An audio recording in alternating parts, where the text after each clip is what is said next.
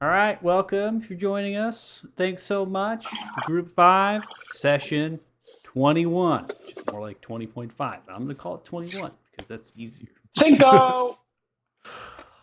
So, going with the recap from last session, which was, again, we had a shorter session. We had to close out the stream because of internet issues on my end. It was simply kind of having an investigation of Thurin Okan. I won't say any more than that. I think that's pretty accurate. Investigation. It was a Okay. deep investigation. Deep investigation. Really deep. Oh god. So you have uncovered that uh, uh, Valria is still in recovery, right? So they're still recovering. That's a long process. They weren't actually there, and that there was a tooth in Thurin Okan's mouth, this gold tooth, and then there was an attempting of trying to get the mine going with the Sun Tree, and yeah, the Sun Tree's capable of doing that for you, emulated. In fact, it basically is Thurin Okan inside of the tooth. So somehow their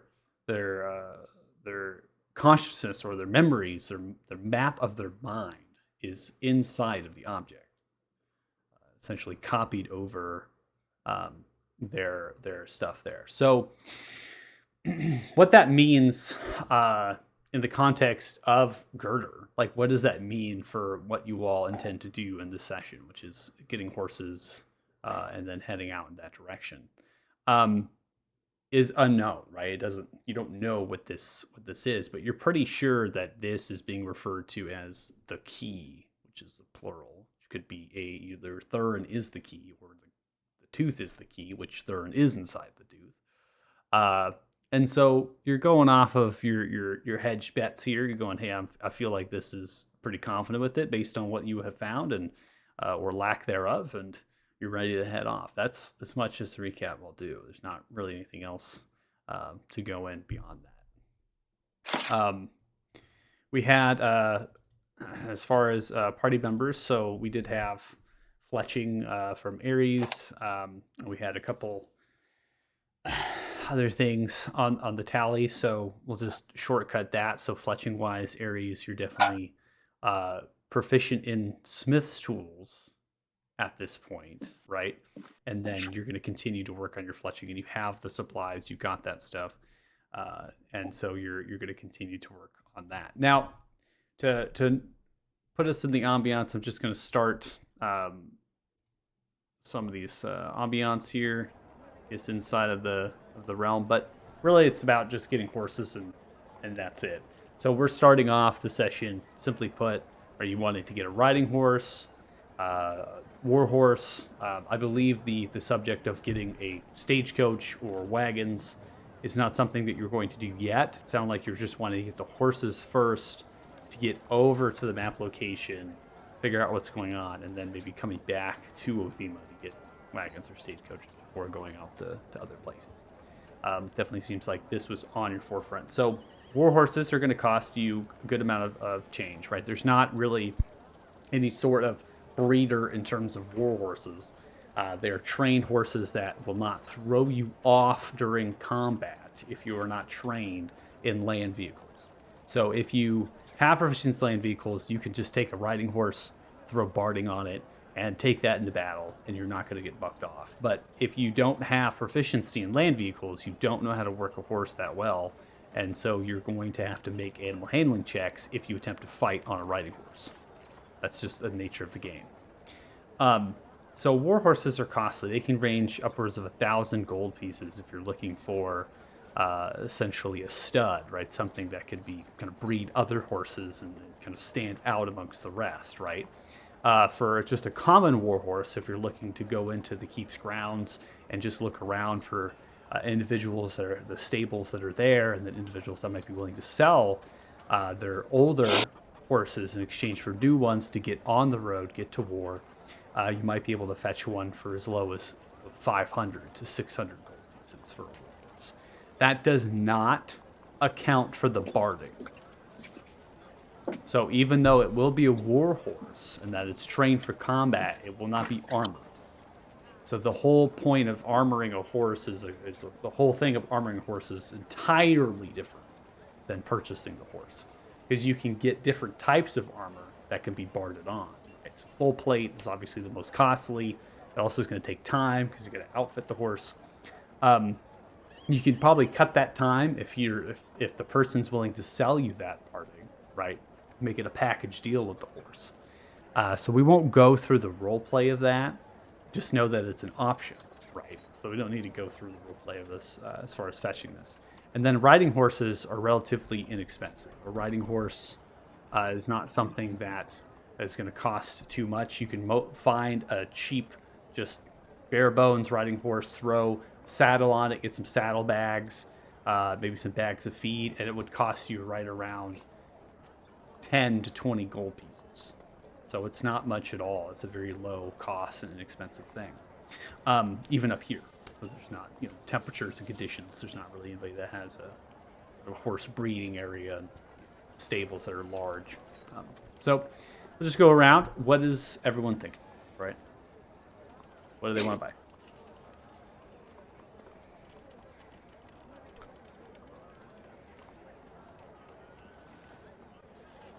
Let's go first. I mean, Athos would just get a regular horse. He doesn't need anything fancy, and he certainly wouldn't ride it into combat. Okay.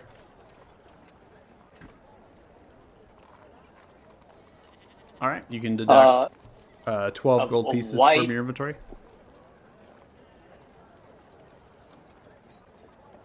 Do we have to buy horses? Because, how are we going to take care of them in this weather? It's a good question. So you don't have to buy horses. You could take this journey on foot. There's nothing saying that you have to have horses. I think everyone is considering because they have coin to spend, and a horse is going to get you there more quickly. But you have a good question. You're asking a great question. How are you supposed to keep them and take care of them, especially with whatever this is taking us? Well, that's why you buy the cheap ones. My answer to that is I have two types of players. I have players that literally will go through like 100 horses in this game. They just ride horses and they just let them go or they die, whatever happens to them. The second type is people want to name the horse, they want to take care of the horse, they want to ride the horse. So that's kind of the thing. If you're looking just to get cheap horses and you don't really care about them, hike them up into the mountains and then say, you know what, I can't take care of you at this point, thanks for the ride. There's that, but that's up to you. I can't. Yeah, it's going to be difficult. It's in the mountains as far as the map is concerned, and it's going to be still. I think the discussion we had. Sorry, I think the discussion we had last time was time was a little bit important to us here because of what's his face Amadar. looking for the same place. Amadar looking for the same place. Sorry about all the repeats in chat there. I was lagging a little bit, evidently. But for me, I'm going to go with a regular riding horse since I do have proficiency with land vehicles. If I do have to use it, for whatever reason. So I'm going cheap because I am definitely the 100-player horse. It will lose it, get it killed. So I'm not going to spend much money on it. Okay, you can deduct 12 gold pieces for your inventory, or I could do that for you if you're logged. Are you working on Foundry now? I mean, I'm in there. I'm going to try. We'll see what happens. Okay. He's going to deduct 12 gold 100 times, just on his chat the gold. messages. God. Anybody else? I share? added 12 gold 100 times. Is that not right? You can also share horses too. If you don't want to buy one, you can try to ask somebody else, right? Just ride at the back of your horse. Wouldn't recommend that for the heavily armored. But yeah. Decisions. Anyone got a Do they problem if I have- spend 600 gold on a horse? Yes. Nereus will just No. buy a normal horse. What's that? Nereus will just buy a normal horse. All right, 12 gold. Regular riding horse. Yeah, I guess given Sure, that we're what's going hard? into a den of undead, I'll buy a regular horse since it's probably going to die no matter what I do. Regular horse. Should have made Okay. that Nereus would do a horse, not a carriage. I don't think we've got that yet. I think the point we Yeah, made I think last time we would end was up that you would come abandoned. back here, Yeah. and because And you get abandoned characters. all of them, and then you just get new horses and then stagecoaches and the whole shebang. Yeah, because you get a carriage, you just got to leave it 10 miles outside the city. You when don't go take into a the mountains. carriage into the mountains. That was literally the discussion we had last Well, time. we were Like, deciding Nereus whether or is not That's what I'm gonna talking buy a about. Nereus carriage. was. Nereus doesn't want to go into the mountains. Nearest isn't. I don't even understand as a player why we're going into the mountains. But there's a There's river there. lich. Because Damodar wants. Yeah, you get to play in the river before Because we go. in the Damodar cave. wants to go there. Why do we care what Damodar is doing? There's also a lich there, so we're trying to figure out if it's connected. Oh, cool. Yeah. All right. Great. like a So good all idea. things we should be running away from, not running towards. Is that? But Well, there's either an army of undead in there, or the dwarves were victorious, and there's an angry army of dwarves that want to kill all the undead in there. So either way, something interesting happens. Oh, yeah, why? It's a win-win 50-50, for it us. might be beneficial. Why is this beneficial to us? Well, they Uh, could wipe because- out the army of the undead. yeah, hitting the they fort. could clear the marshes for us, and then we take care of Sir Dougal's thing in like 5 minutes. Right. Okay. Sure, that's exactly. Do they sell goats? For like They- rations? Do they sell goats, like to eat or to Mountain goats to ride. To ride? They sell mountain goats. I wouldn't say to ride, but you can probably find some that can be lashed to a wagon, just like an high ride. It's common. You try to find. All right, mountain I'll goat buy a to ride. regular horse. Yeah, Aren't you I was. are you a but medium-sized creature or are you small? I think I'm. He's a He's super big right- rabbit. you're I medium. thought he- why didn't Yeah, he say you're I was- medium. He described himself as like 6 foot. Yeah, you Yeah, can't ride a but- mountain goat. You crushed the dang thing. Why Just think not? it's It would be entertaining. It's like, rabbit. it's like taking a big wheel into the mountains. I love it. All right, I regular was more horse. picturing like a chuck wagon with the minis. Chuck wagon. All right, so you're getting a regular horse as well. Okay, Sure. 12 gold. Whoever's getting a regular horse, looks like everyone's getting a regular horse. Sounds good. That was more unanimous than expected.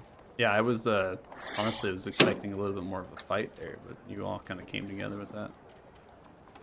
I don't. Unification. I think Will's Just really along, wanted a mountain goat. I think Will's just along for the ride now. I don't know why we would argue about horses. Let's just get out of this stupid city. And somebody in the group, I'm not going to name Tartan, wanted to all of a sudden over the week breed war horses. Okay, so that's why the argument happened because. But why I would said that we should even all make get regular sense? horses. Oh, we're in a hurry. We better start breeding Narius, them. Narius, I'm on your, said I'm on we your team buy here, a dude. place I that's already tried. breeding them, I and then we tried. just take some horses from there and let them breed more horses. Like He's That planning is for like the retirement. worst investment plan I've ever heard of. We And want they're they're something literally right going now. to war. I think Tartan's exact words were, "Well, Narius isn't here, so he can't stop me." And we said, "We'll wait until next week." You could do whatever you want with your money. If that means Tartan stays behind here, all the better. Go ahead, invest in your breeding. Oh no, I'd literally buy it and pay somebody to run it and then just leave. Don't we pool loot though? I don't think you can spend that much. Yeah, that was my issue. That's why I was trying to convince everybody over the week. Passive income. All right. So, you all get your horses, purchase at the common stable master, which actually is just next to the entrance, the main entrance of the city, which faces east. There's also a stagecoach kind of wagon shop, very similar to a car dealership. It's got a massive lot nearby, a couple blocks away. There's many different guards, individuals, and traders and traveler folk that kind of gather around here as well. The stables itself, it just has a whole lot of mares, other sorts of younger horses and things in here that are not exactly prized to be sold to agriculture, like pulling, such as things of large heavy machinery and tools. But they're sturdy enough and strong enough to bear someone to ride. And they're also trained, most likely just resold and transferred over long periods. And so you are able to gather your horses. Eventually you're right next to the entrance there. So you just pass on by. So give you an understanding of obviously the gate, right? Double wooden doors open. You have a portcullis which is open. There's an interior segment to these walls. They stand roughly 20 or so odd feet. You got towers to the other side. There's plenty of guard, other individuals that are here. But you've been inside the city for a long period. And the refugees that were coming, the dwarven refugees that were coming from Tholnir, have somewhat subsided, right? They're not just coming in droves. They're kind of slowing down. Not that you don't see figures and things coming in the distance as you walk out of the actual gates here and stretch and begin to look out into that, it's not that you don't see them coming down from the mountains on the east side, which is many, many miles away. And if it wasn't for clear kind of conditions right now, you wouldn't be able to see anything. It's that there's just significantly less of them. So that's something to be maybe happy about, something to kind of change a little bit of the scenery of the devastation of what had occurred. Maybe things are kind of, working themselves out. So you begin to head on the road, traveling outwards. There's a couple of guards, individuals that see you, and they don't necessarily recognize you completely, but maybe word of mouth, some spreading of folklore, right, folk heroism type deal, and begin to kind of mutter to themselves and kind of point in your direction, just kind of questioning, is that them, right? Are they the ones that were told that they helped the city, or they told that they aided in the city, or they ones that desecrated that body in the central cathedral? These are all things that are coming around right now in the You're conversation. next. There's some dwarfs that are still here at the front area as well that you passed by before you actually got the horses. And they did something that was similar, because there's many different dwarfs from Tholnir that were stationed underneath those large circus canopy tents in the actual cathedral's courtyard. So we are going to go ahead and transition now as we get to the road. Epic wind music here. We leave the city in our backsides. We kind of have to hike out. We have to, kind of gallop and ride out a few miles, right? You're kind of getting towards the crossroads again. There's also a couple other trails and other sorts of areas, and you could also just cross the terrain and try to find the road again as well. There's no feasible way that you're able to get to the location that is marked unless you round through the pass. The mountains themselves of the Southern Frosthorn are easily as large or larger than the north side, and it stands to reason that the volcanic activity in the Southern Frosthorns is obscene, which gives rise to their great elevation, 17,000, 18,000, even 20,000 feet in height.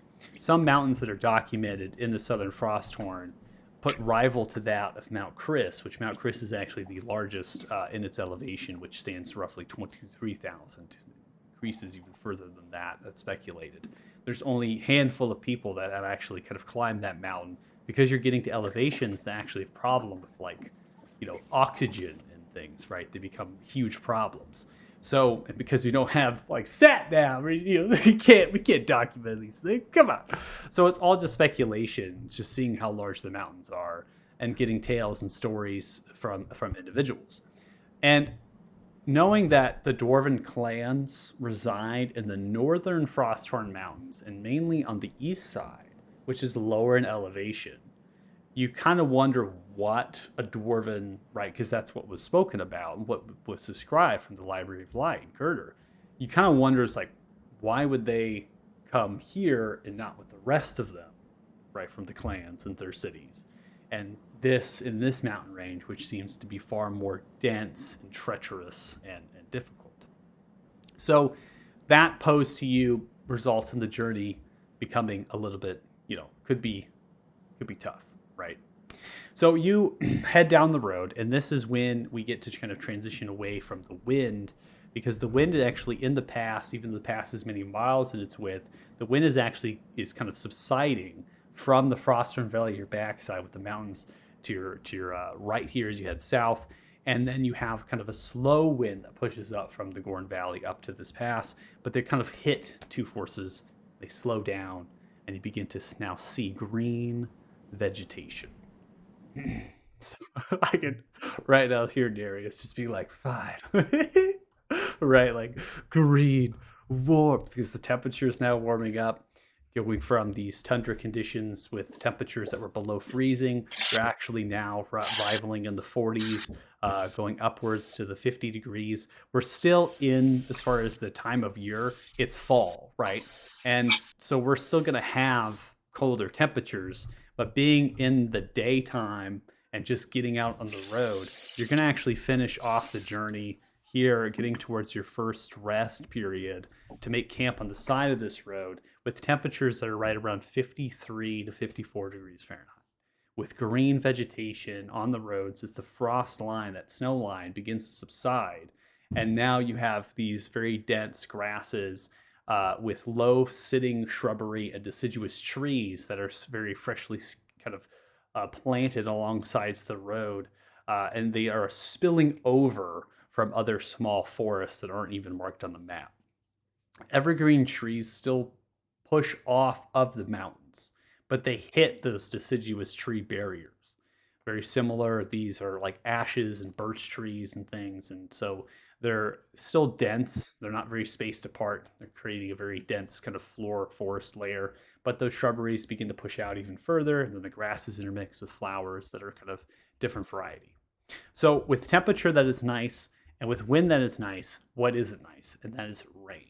So as soon as you transition over, the clouds themselves begin kind of rolling in and pushing throughout this journey. It was clear when you were in Othema, but then the clouds, they've been working all day as you've been, or sorry, half that day as you've been writing, and then we get the rain.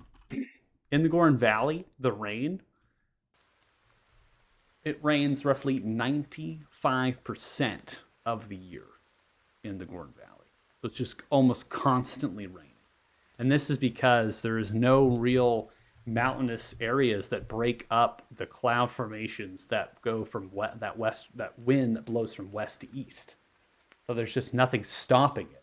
And so all of that rain just kind of flutters over and pushes by, which is why all of the large forested regions that are very dense and large and intimidating kind of exist within this area. So the Goron Valley is a very temperate region. It's very densely forested. It has large kind of grasses that go to 2, even 5 feet tall. It has the shrubbery that's able to climb almost to 6 feet at times. You have like blackberry thickets and other sorts of berry patches and things that are just wild growing here. It's very hospitable to make a homestead, to build like an outcropping of housing and just live outside of a town and village, which is what you're encountering now by camping out on the road. You're easily, as far as your journey is concerned now, you would be a day ride to Fort Farron. You might most likely can get there into the afternoon if you ride out to Fort Farron. And so you're at a high elevation point. Because of the curvature, though, of the world, you still can't particularly see many other details, especially with the rain kind of creating that effect. But you have little lights from homesteads that are much closer to the pass of the Frosthorn here that sits going and kind of bridging the two regions. And it alludes to large plots of farmland that exist even this close to the snow line. And so you kind of have that encroaching. There's also traders and travelers that you encountered on the road that had their own stagecoaches, their own wagons. They might be making pilgrimage to the Sun Tree. They might be trying to sell their wares in Othema. Or perhaps they're coming from Othema and they're just a little bit slower than you. And so you kind of you passed by them, right? Because they're going to have a large wagon in tow, a lot of goods that they might have purchased. So you're at the first camp. The rain is falling down. You're getting your horses essentially unsaddled, unbridled, right? You're getting them lashed up, getting the feed from the sacks that you purchased, the grain and stuff, getting them fed. And you have that rain that's just not going to end. So I'm not sure if you all have tents or if you can set up your bedrolls and try to kind of find a piece of a tree maybe that's a little bit Tiny more dry. hut. You could throw down the tiny hut and get all nice and snuggly in there. Once You again, can also the horses.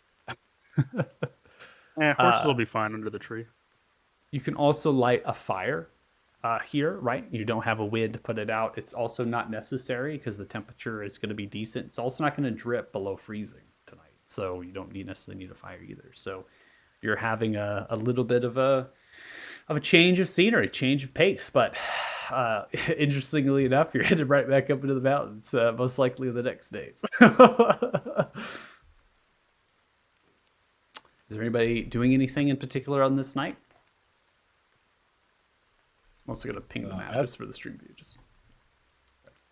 Oh, we made it a lot farther. That's not where you're at. Sorry, I was pinging for the stream view. I'm gonna circle where you're at. Sorry. Yeah, I sometimes was when I gonna say, transition, man, we made time. sometimes when I transition to the world map, it's a little bit awkward. You're right there off the road. That would be the distance you could travel on horses.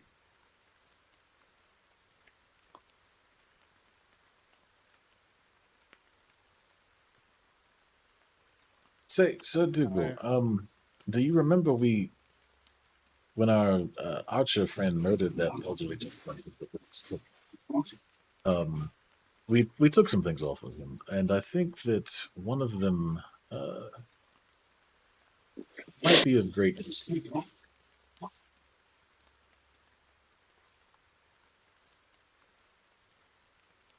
Oh, really? So he's going to hand him the ring of protection, which apparently you can do in fountain. I just Yeah, you can trade it to What character do sheets. I just wear it? yes, it should make you a certain degree harder to hit.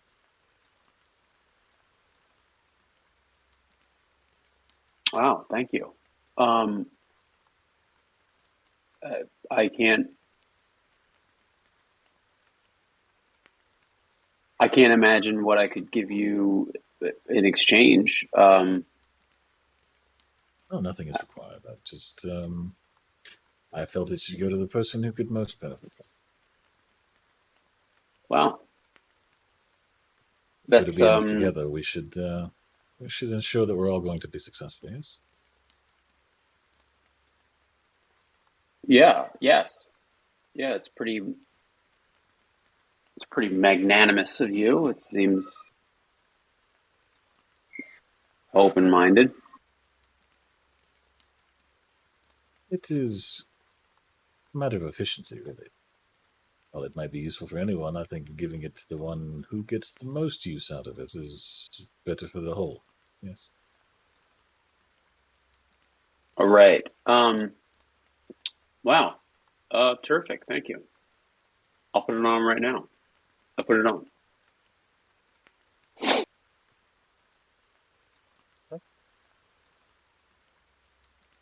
I was cutting it out, but did we talk about watches for the night? Who's going to stay up when?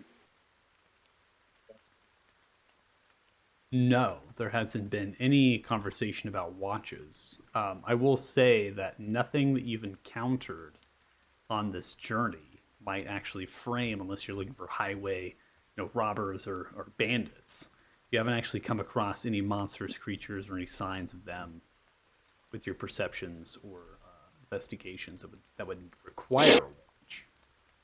This road is a very But we did come very across densely people, right? traveled road.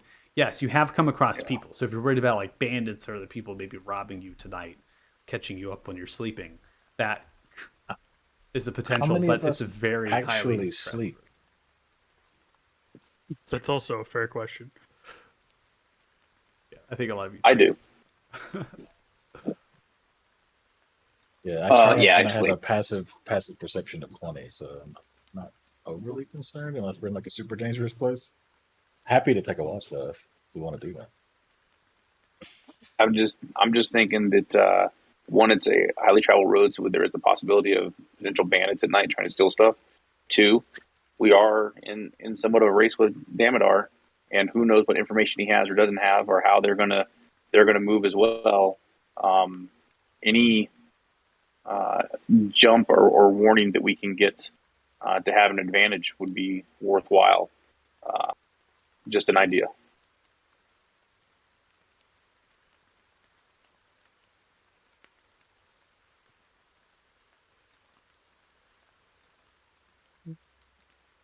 I don't know. I'm gonna be safe inside my tiny hut. So I was gonna say if we're in the hut, then yeah, nobody can get in anyway, unless they like dispel it.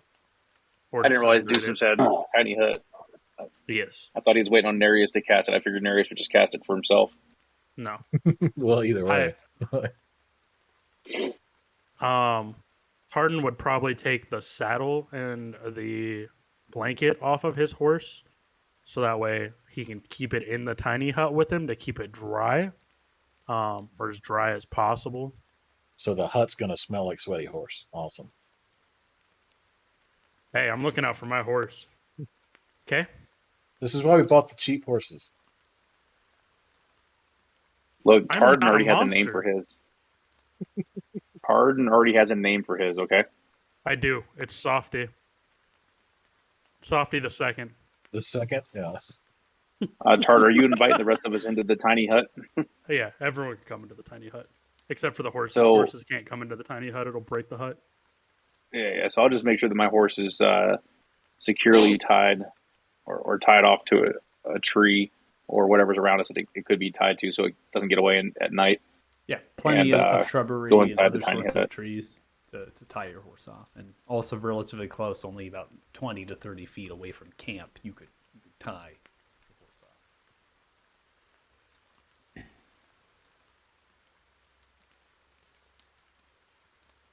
Okay, so you get into the tiny hut. Everyone getting in then?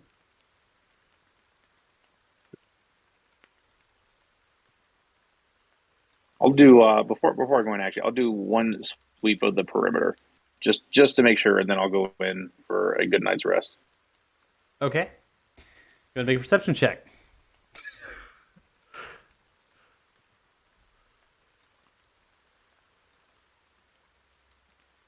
Did it go through? I don't see you. Perception checks incoming. I don't see you logged in. I hope not. Yeah, I don't see you logged in What? either. I don't see you logged in at all. So So yeah, I Oh would my just roll a God. D20 on D&D Beyond. And you call just, it I good. just, it's not stable enough, so it's just booting you off. That's the problem. You're just connections. It All probably right, is 12. powerful enough. It's just not stable. 12 on the D20.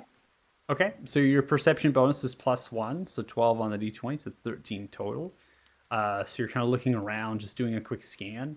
You actually come across some fruit trees, apple trees, and things. There's pears and things on them, so you're able to pick a handful of those if you'd like on your way back. But as you do perimeter, forming a radius, maybe 80, 90 feet off, right? Just walking around.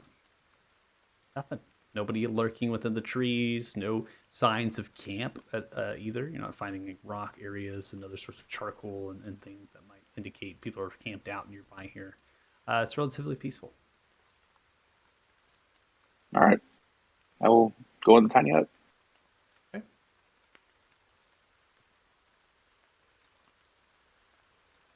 Everyone in the tiny hut going through a long rest. If you want to get something done, or if you'd like to do anything more than what I'm thinking, because Ares, you said fletching arrows, so I'm just anticipating that you might be doing that. So if there's anything anybody wants to do in particular, just let me know. But when I go through fast travel, I generally will just narrate, and then I have players interrupt me as I go through the narration. That way we make it as quickly as possible. I think Tarden, out of curiosity, would touch his stone again, knowing that Etherin's dead, and just see if it reaches out to anything.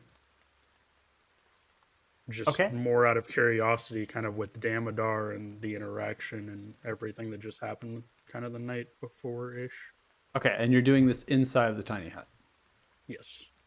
Touching your jewels in front of everyone. Yes. All right. I mean, my hand's you, just on the necklace. It's need you fine. to make an intelligence saving throw.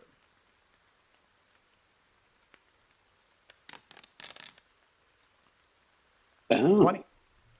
So as you hold into the stone, focus and concentrate, you reach out for Ether, right? Because that's when you had a connection before, and so you're anticipating the connection, but you're also understanding that Etherin's most likely gone, right? So you're trying to feel like, hey, if there's anything on the other end.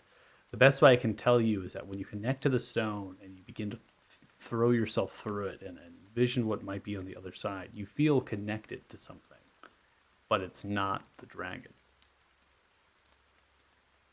not Ether. And as you're there in a space and your mind is quite literally blank and black,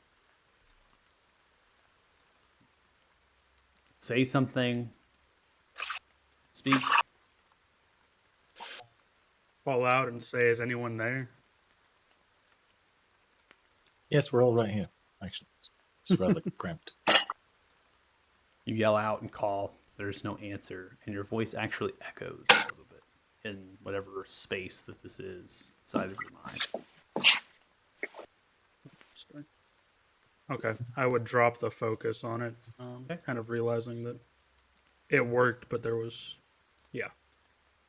The let weird go of limbo. the focus, brought back, some sort of limbo, right? Good way to phrase it, and kind of clutch it in your hand a little bit. Seems the effects of it are still there, right? Still in the same shape as it was. Still has this kind of frost a little bit kind of coming off of it. It's still somewhat alive, but like you said, that limbo space after connecting. So you rest at that point. Went ahead and advanced the time clock to the 4th of this fine month. So right, bright and early, first thing in the morning, you're able to rise up, taking advantage of the light. Each of you are able to get a long rest in. It's a new day as well. So you take your rest, begin to work the horses, get them saddled up. In the morning here, while you're getting your breakfast made, eating rations or saddling the horses and just kind of going through your normal routine, the actual rain is going to change to a strong rain as the rain really starts coming down on you. It's kind of just almost deluging at this point, and you're able to get onto your horses and throwing over maybe some loose coats or loose hides, whatever you have, right, to kind of put over your shoulders. And you begin to head off-road at this point, saying that the map itself is taking you into the mountains. You notice that the mountains themselves have a very gradual descend to them, and so what you're going to aim to do is work off of using the ridge lines cresting up, right, and making more of a gradual incline than bracing the actual foothills and the tributaries and streams, which are much more ravinous and dense and thick. So this angle is actually far more easier to get into the mountains, working off the side, getting elevation gain, maybe roughly 3,000 to 4,000 feet, and staying within there until something comes that would tell you need to incline further, right? You're just investigating, looking for things.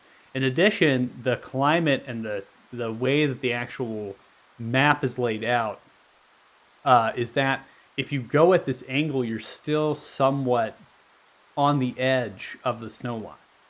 You're not completely going in. So some of the mountains are not covered in snow, right? Those edges and those outcroppings, right?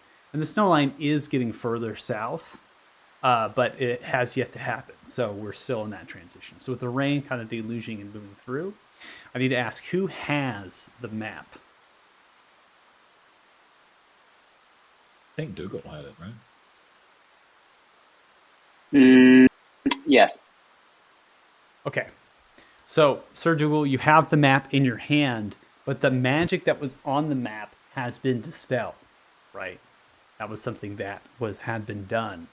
And so there's nothing, you just have that place marker, you're going off of the geography that's on the map, and you're just trying to figure out as best as you can.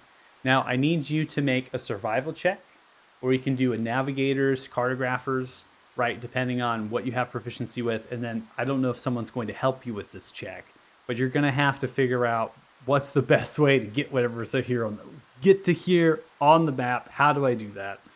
Right. And using the terrain that's around you as well. Yeah, I think Athos would probably try to help, given that he did all the research on the city and spent all that time reading and learning about it.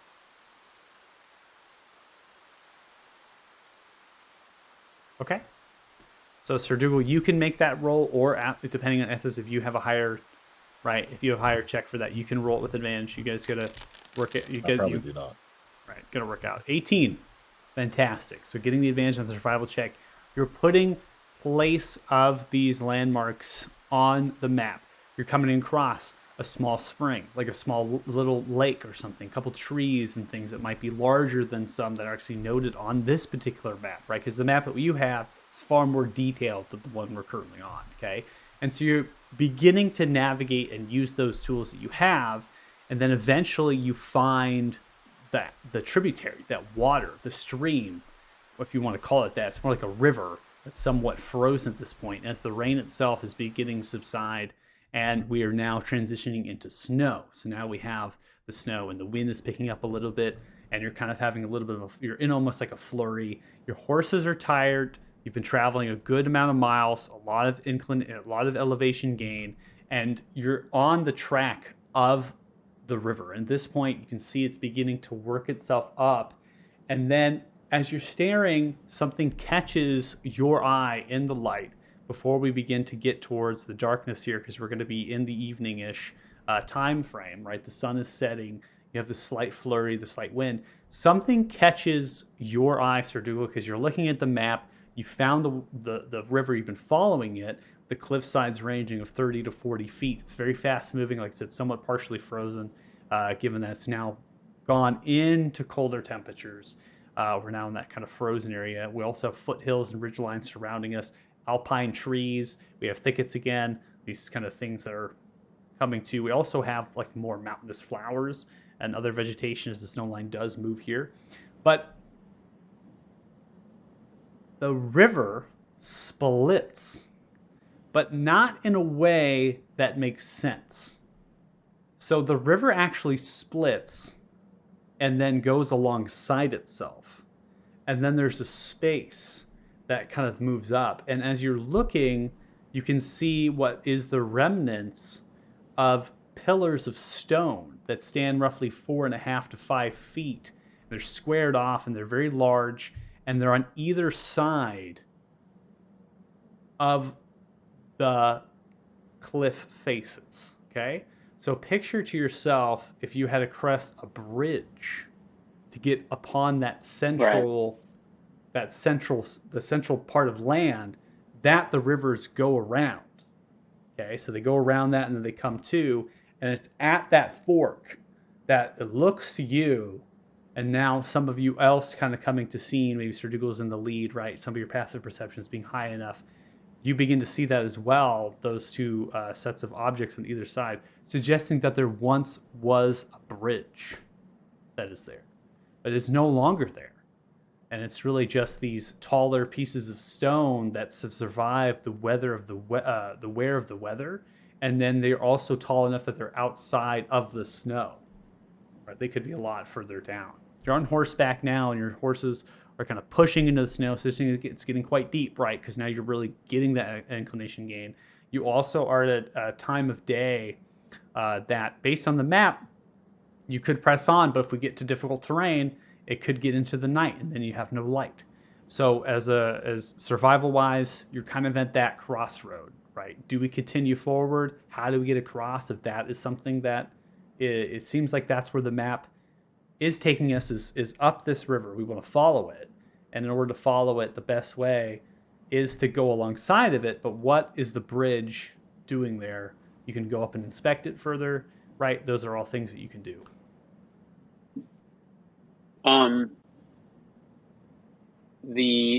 If you had to imagine the bridge as still existing, is it crossing the river? Is it providing passage to cross the river from in the east to west orientation or in the north south orientation? It's at an angle. Like where specifically? So it's at an angle. So I'm going to draw with the pencil tool really quickly to show that angle, just really quick. It's going like that. So it's at an angle there. And so it's going up towards the northwest and then down towards the southeast as far as the direction of the stone, of where you imagine a bridge would be. There's also not much distance. You're only about 40 or some odd feet of distance that separates this, because the cliff sides themselves are very, they're tall, and the river could be deeper, right? It's a very fast moving body of water as well, so there might not be too much volume. And so the distance of this is not crazy, but it's definitely an obstacle. Follow along on the sides and hope that you can get to wherever it is. But that itself, that landmark, based on your survival check of 18, getting you to this point and your perceptions, has to be for something. So it seems like perhaps, perhaps at one time there may have been a passage that led from what we'll call main road and would have led traffic across this river towards this destination we're headed towards. Could be just a bridge to cross the river and get you onto the central part of that landmass, right? That central part of wherever that middle space goes, right? Which goes upwards, higher up than the two other sides from the left and right. Do we get So a sense from the map that detail, that the river the forked river that we're looking at is the river we see on this map? So that is not on the map. So it doesn't showcase that the river splits like this. It just shows it as However- one unilateral body of water. However, we do believe that river is this river, even if it doesn't show that detail. You're pretty certain. Yep. So the bridge, if it wasn't broken, it goes in the direction that we need to go, ideally. Ish. Okay. Athos will Yeah, let's get go closer. Yeah, inspect check it out. Yeah, a little closer. See what's going on with the bridge. Okay.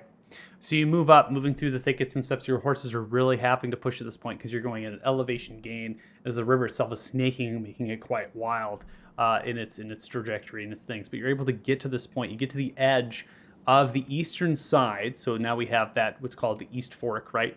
And you're kind of at the eastern side. You see the stone, and the stone itself engraved as you move your fingers against it. You can see dwarven runes, and it speaks to essentially the bridge to what's referred as Phasal Throck.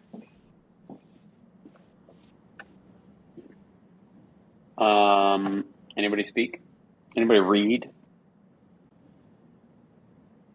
I think we had this problem in the temple, right? You And we did. had to find Yeah. somebody. You did. Had to use a. Yeah, nobody has dwarvish that I remember.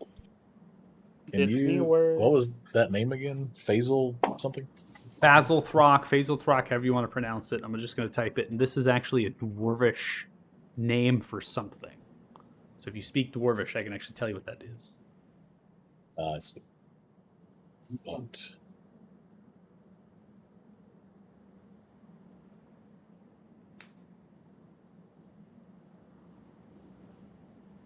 And That's a no. It's on the bridge, or like it looks like it would be a signpost saying where the bridge was going, or is there any indication of what writing should be based on context, or is it just writing the bridge?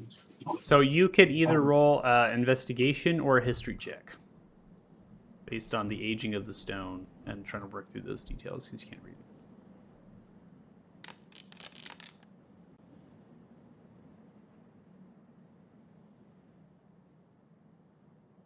Okay, 20. So the stone itself and the engravings are old. They're weathered, right? They've seen a good wear of tear. You're probably shoveling snow back to see further down the pillar to see if it changes. But the actual runes are somewhat high, very similar to a posting of a sign, right? So if you're marking this together, and again, these are squared off, kind of cobbled bricks that have been put together. Based on what you can understand from your investigation, is that this sign is simply stating that this object, whatever it is, be it a bridge, be it a crossing, this has some relation to what is up ahead.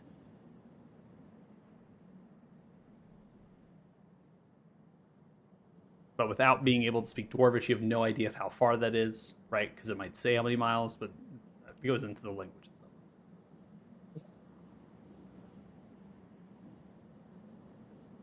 Well, it does appear we're on the right track at least. Can't say much more than that.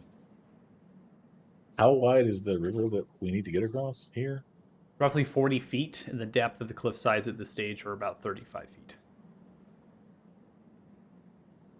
The water itself is very fast. I'm actually going to create an ambiance so you understand how fast this is.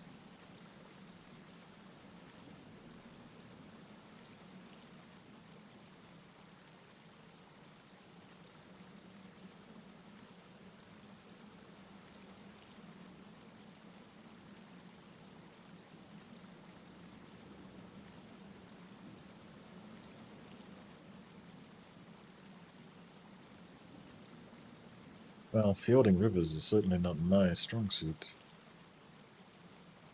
Yes, however, when we get suggestions? across the water. While everyone's trying to figure that out, I would like to ritual cast Detect Magic. Okay, it's taking 10 minutes to ritualize while they're trying to do these investigations. So let's say at this point that it has been achieved. You don't detect any magic around you besides what is on your current party. If someone could find a good place for the horses to descend the cliff, crossing the river will be no problem.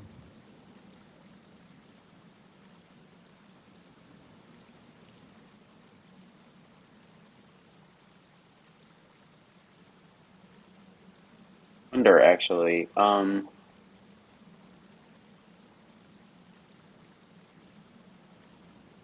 You said it's 40 feet across? Roughly 40 feet across, yep. And you said it's a 30-foot drop? It's roughly 30 to 35-foot drop to the water line, not knowing how deep the water actually is. It's slightly partially frozen, 6-7 inches right off of the rock.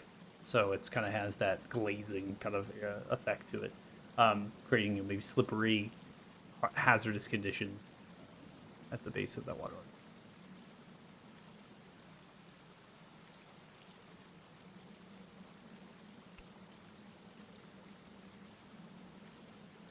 No one? I Point. Go ahead. I suppose I could jump down, or climb down, and try and get a sense of how deep the water is. But I don't know that it much matters if we can't get the horses down 30 feet, right? So maybe we should split up. Half of us go with the river, half of us go against the river for a couple of hours and see if anyone finds an easement in the cliff. Come back and then come back here.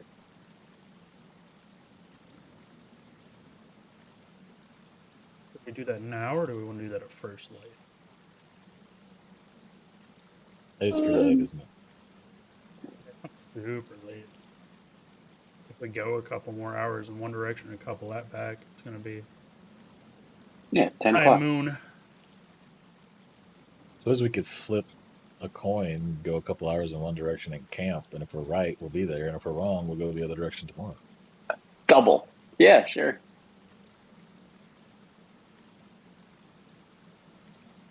But this is the same amount of time, isn't it? I guess it would be, yeah. I think crossing over today would be fortuitous.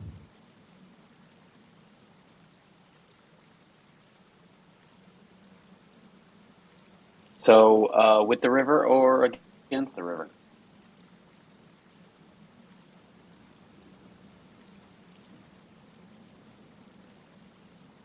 The flow by the way, is away from the mountain. That's the mountains is the source. Correct. From- Yeah. Everything is going to be logical in that you have a headwater. I don't. Sometimes it's slowing down. You don't ask a Hey, silly I agree. question, I've you played it miss a lot. silly truth. I've played in a lot of games, and rivers sometimes it makes sense. So I'm with you there. But Up is down, down is up. these make I mean, I sense. suppose- Yeah.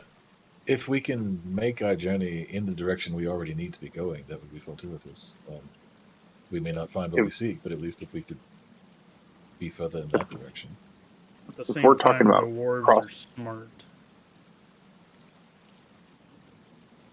If we're talking about crossing the river, it's not a matter of going against the flow. That'll just potentially tire everybody out and not be good. What we need to do is probably go further upstream and let the river work with us as we try to use the current to help us as we cross. It'll push us down, yes, but we can go far enough up where we might be able to time it or get it just right where we're coming out where we want to.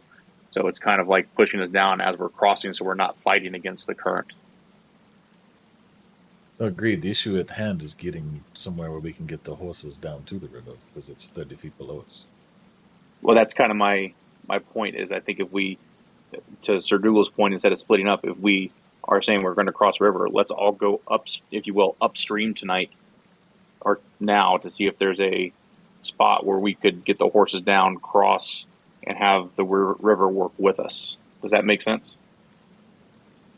Yes. The dwarves are smart. If there was a shallower or a smaller part upstream, wouldn't they have built whatever was here there? So it would make more sense to go downstream to the lower elevation and cross? Also a valid point. Whatever they built was destroyed. We don't know how old it is. The topography could have changed. It's been, That's also what did we, 1,000 years or something? Hundreds of years at least.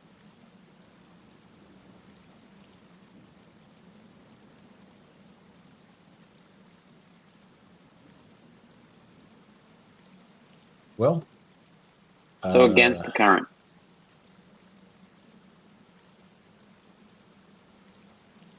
sure, why not? Worst case, we're wrong and we have to backtrack in the morning. We My need to set up my camp vote somewhere would anyway. be to move upstream if that's what you mean by against the current, to try to find a place to get into the river that's not 30 feet down. Is that what we're saying? Yes. Yeah. You have my vote.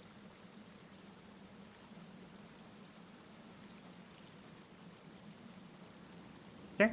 So it sounds like that's been decided to head, not try to cross here, but continue to go upstream and see what we can find. Taking the horses? yes. Okay. Taking the horses on horseback, you begin to ride up, following the stream. As you do, it becomes apparent after 30 to 45 minutes of travel, the alpine thickets they begin to kind of fall off in the direction of east itself. So you now have almost like a ridge line that you're currently on. It becomes tighter and tighter with snowfall, creating a gradual slope downwards. And then the thickets and the evergreen trees are on that low ground because you're ascending. And you continue that ascent. Now, after 45 minutes, you're to an hour and a half, right? And the sun itself is beginning to set.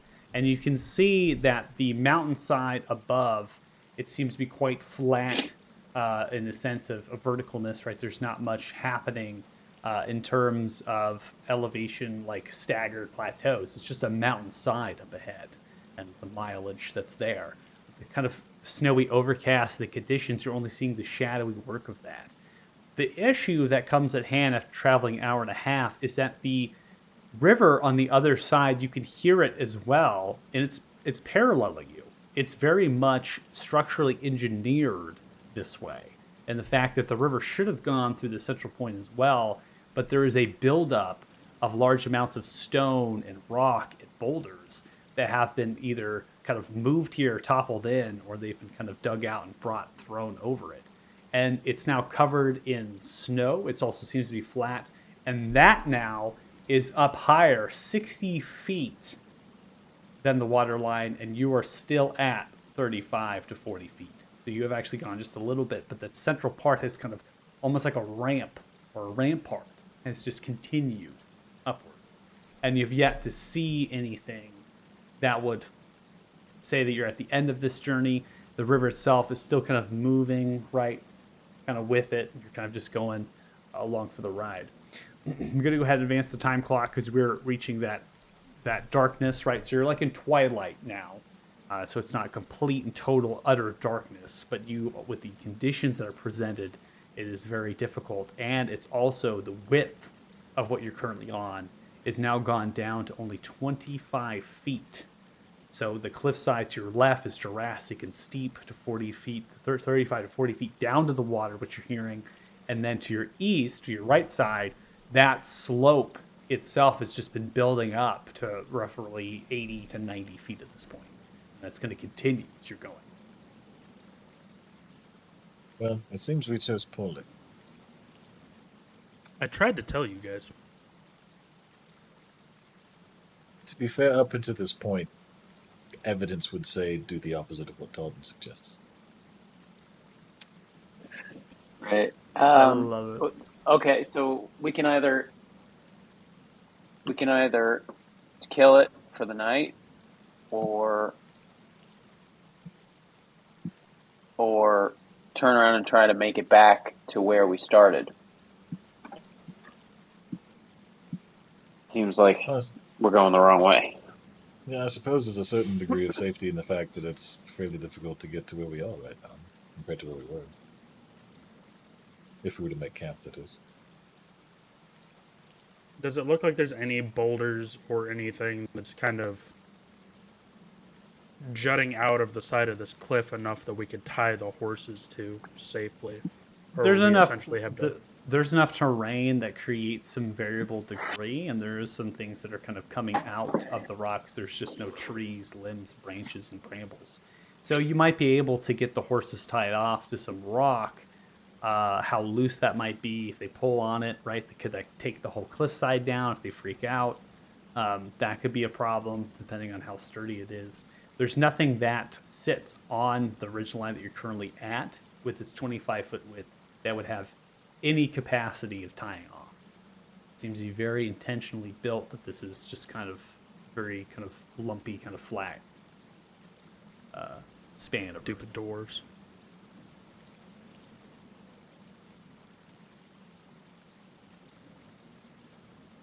But there was trees and stuff near the what we perceive to be a possible bridge spot, right?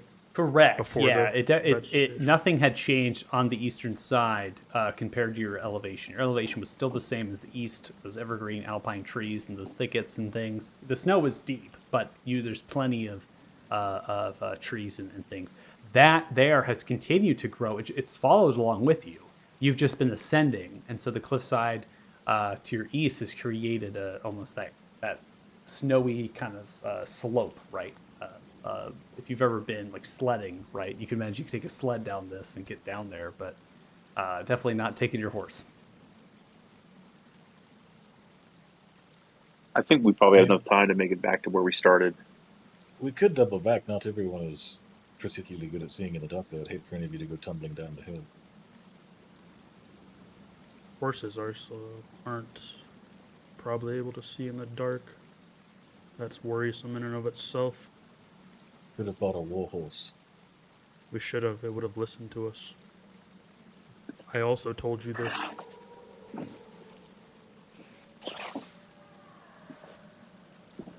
I think we take our chances, tie them off here, and I throw up a tiny hut. I would hate to lose somebody to a tumble. And with my luck, it would be my horse that takes the tumble. So, Be an unceremonious way to end such a grand adventure. Death by horse trip. I'm sure I'd live. I would just hate you guys when I got up the cliff again. Yes, I'm fine with the rest of Sir Google, I've seen you change into animals. Are you able to change into any animal? This is about to be an inappropriate response, isn't it? Yes. If you change into an animal, do you speak and understand their language? No. No. So I guess then you can't speak with animals at all then, huh? I can. Oh, you can. I mean, any of us can speak with animals. They may not speak back. Okay, well let me rephrase so I can sure get the the druid trickster. knows the spell. So I can get the trickster over here off my back. If you speak with animals, however you do it, are you able to understand them as well? Yes. Can you see if the horses would just be willing to stay here? Sir Dougal, you do not have Tomorrow- speak animals prepared. Tomorrow morning. Oh, If they stick around, he can congratulate them in the morning. He hasn't yet asked when. It's true. That's true. oh my God, we're gonna nitpick all this to death, aren't we? No, I apologize. I don't. Unfortunately, I have to commit a certain number of resources every night to the next day's activities. And although that one is available for committal, I didn't do it last night. So if you want me to do it tonight, I can have it for you tomorrow morning. I mean, I was just trying to help us tonight. with the horses not really having, in my opinion, a great spot to tie them off without potentially risking How about maybe this? more if something were You to could happen. just hobble them over. I have a compromise, maybe, or at least a half measure. We'll just I cast can- light, actually. I don't know why we're overthinking this. Although I don't have speak with animals prepared, I can charm them. Is that a spell, or are you just that dashing? How long Both. does that last? That's both. 24 hours. That is Okay. quite How Okay. many? 24 hours a day. No. How many horses in this case could you charm? Oh, I see. Yeah, so I would have to do it, I guess, 4 times. I can expend a higher resource and cover all the horses. It would leave me with very little resources left, but we're going to sleep, right? That's true. Or Tarn just brought up a very good point. Do any of you guys have light that we could Yeah, just Tarn use? has light. Yeah. So why don't us probably do? I mean, why don't we just use that and go backtrack as far as we can, hopefully to where we started this, back to the original idea. I think that makes the most sense. Sure, why not? Can't believe we overthought that so much. Completely forgot about a cantrip. Well, now I have to I change mean, my prepared we- spell list. I don't know about any of these spells. I'm asking questions. Yes, I have that ability at my disposal. I think it's a great idea. I think for tomorrow, it's a fantastic idea. Unfortunately, I can't do it today. I can do this other thing I was describing if that seems practical to you at all or to anyone. Do you think it would be effective? Maybe we see how far we get back down, and there's a legitimate spot to tie the horses off before we worry about charming them. Although that is a great compromise or idea to do that. I don't think at this point we want to lose them yet. Yeah, that's rather I'm gonna- go. I'm actually going to go ahead and cast Animal Friendship on my horse. Just establish a rapport. Yeah. Yeah. It's fair. Okay. My horse has to make a wisdom saving throw. No, it does not need to make a wisdom saving throw. You know what else we could probably do? I don't know how useful it would be. Garden's gonna But- cutting words the horse. I can make my speech intelligible to any creature. I can't understand it back, but it can understand me perfectly fine. Yeah, I think it would help if you used that when speaking to us, Tardan.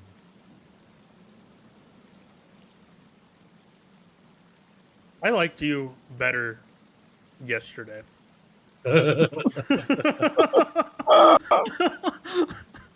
Yep, Nereus is back. Okay, so are we lighting up the horses and carrying on then? I think that's the best bet with the dangers up here for the horses, or potentially for us if something were to happen with them. I'm gonna cast light on my saddle. Okay.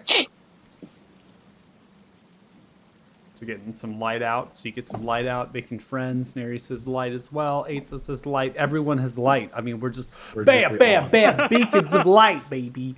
All right. So you're heading back to the area because I was letting you all figure this out. You know, being a good DM, I wanted to overstep and just gonna let you all work yourselves into a And hole. say- So Hey, you guys have a cantrip?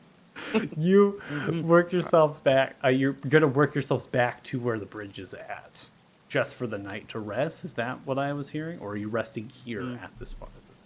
Yeah, we were going to work back towards the bridge, I assume, as far as we can get without going into, like, overtime. Essentially to where the elevation of the brush comes even with us again. So Okay. we can tie the horses off safely. You can tie the horses off safely, get better sight lines. I like it. Okay, it's a little bit safer. So you take the hour or so back to get there. You're in the darkness at this point, but you have the light spell. You also have the animal friendship here. Sir Dougal's kind of taking the lead maybe with the horse, right, and having the being pack animals themselves. One animal that's calm and in control, the rest of them will follow suit. So you're able to get them into spot.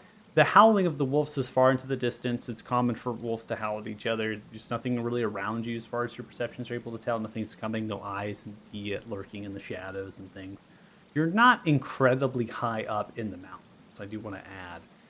Elevation-wise, like I said, 3,000 to 4,000 feet, but these mountains get much higher up, suggesting that the wolves themselves, there's just echoes of their howls from the mountains that are above you, right, coming downwards.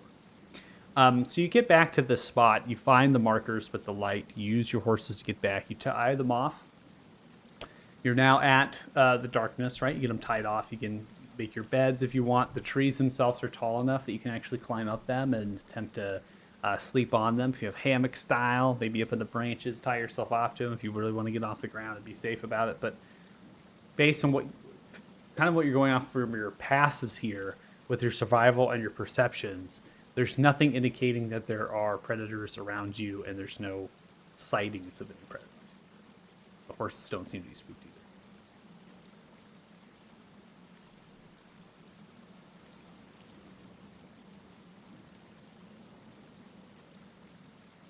I am going to again take my saddle off and all of that of my horse. I'm also gonna waste one of my costume clothes and kind of cast prestidigitation on it to make it warm and throw it over the horse a little bit, given kind of what it's been through today, just as kind of a peace offering to it. Okay. And then I'm gonna cast Tiny Hut. Okay. Getting out a tiny hut. Okay. Anything else anybody's doing tonight? So, you caught me up briefly on the stones, and you've communed with the dragon who's now dead, Tardan. The details are a bit fuzzy. Have others, have any of anyone else in your group communicated with the dragon? Is that a common thing?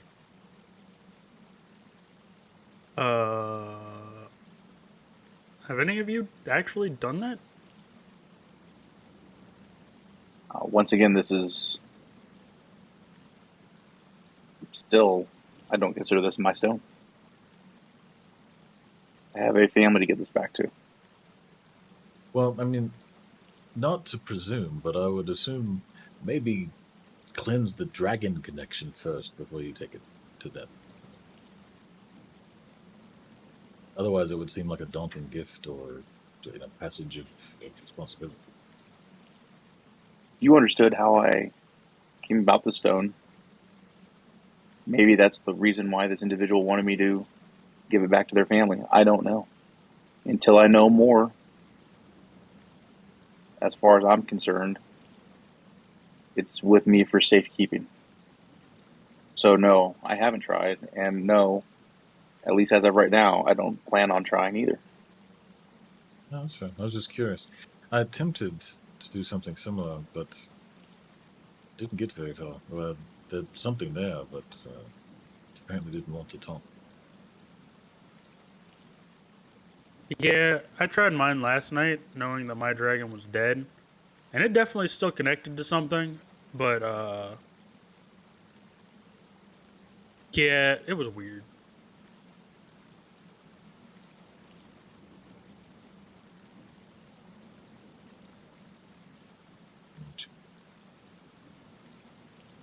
So I'm putting my head around this whole thing, the dragons and wizards and stones, and you all, how did this come to be?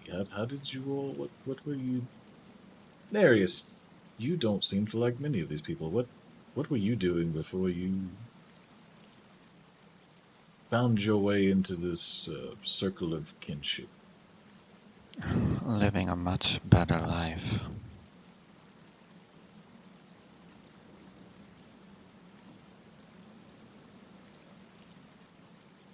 You can't say this isn't more fun, though. This is not more fun. I suppose fun is subjective. It's a journey filled with mountains, caves, far too many cold places, no audiences, Tardan. I could go on. What if there's a connection between Tardan and no audiences? I will have you know that when I performed at the tavern, I made good money, okay? I paid for What? all of our meals one day. That is not good money, Tardan. We weren't at a very fine establishment.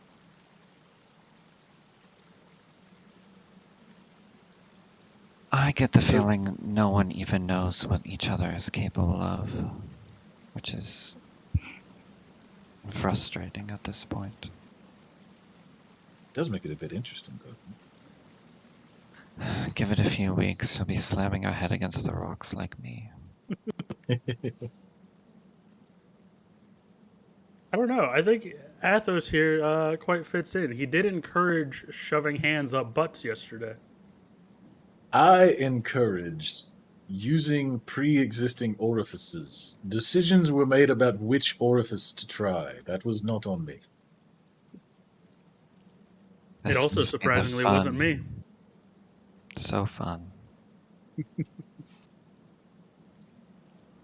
Not inconsequentially, I was right about the orifice. Perhaps the correct one was not chosen immediately. But there you have it. You chose poorly. How are your dentistry skills? Do you feel like you've proficient in dentistry yet? I think depending on the level of work you wanted done, I could accomplish a lot of some veneers, a small bridge. I just thought, Douglas what not did we died, he's fine. what did we do with that tooth? Did we leave it in his mouth? No, we No, have. I think we were going to put it in the bag because we were afraid it was going to fall out because we didn't have anything to seal it with. Yeah, but I thought we talked about like getting some wax or something to kind of seal it there. I just don't Well, yeah, remember what we did with it. we were going to experiment with some candle wax, but that seemed a bit macabre. Oh, okay, all right. Oh, that was the line? That was the line. Well, it was more about the security at that point because we found out the tooth was important and we didn't want to lose it. Surgical mutilation. No farther. No candles. Don't disgrace the candles. I only have so many. And we have not seen a Bed Bath & Beyond for at least 2 weeks. So, Nereus, you mentioned you don't know what any of us are capable of and vice versa. That's not what I said, Tardan.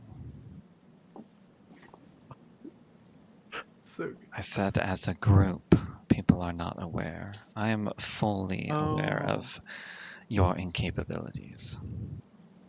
In order for people to know us, we need a group. That makes no sense. Are we going back to the six-pack discussion? What we had financed that. I'm just saying, how are people supposed to recognize us and know us and what we're capable of if... Why would we want people to know what we're capable of? I do usually try to avoid recognition.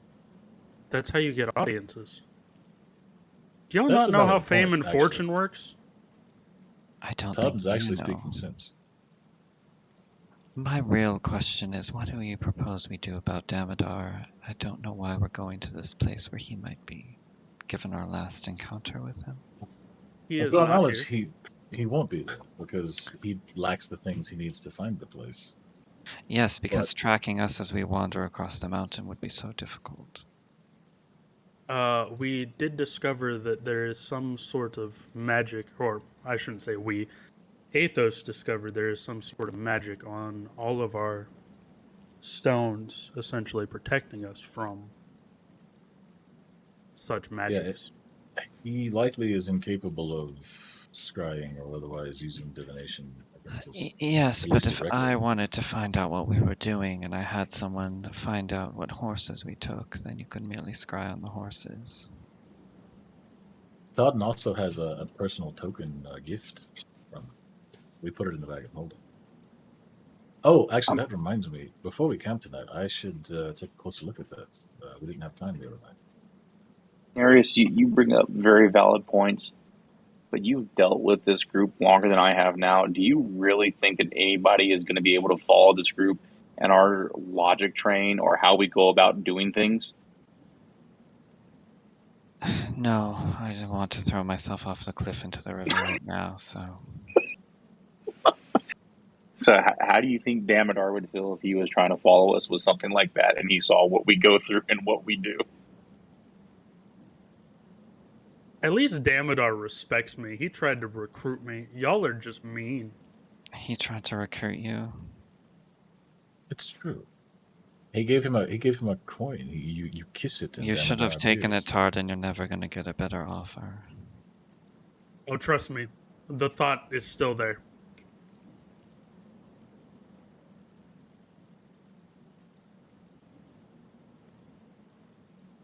Go somewhere I'm appreciated. I have a feeling he's the sort that only appreciates things so long as they're useful. Well, he's in for quite a surprise if he hires Tardan. I think what he's looking for is more chaos. I'd be right in line with what he wants. Well, and For then we him, might chaos have is to a kill means to you. an end. So that might be fun. Could bring some of that fun you were talking about, Tardan.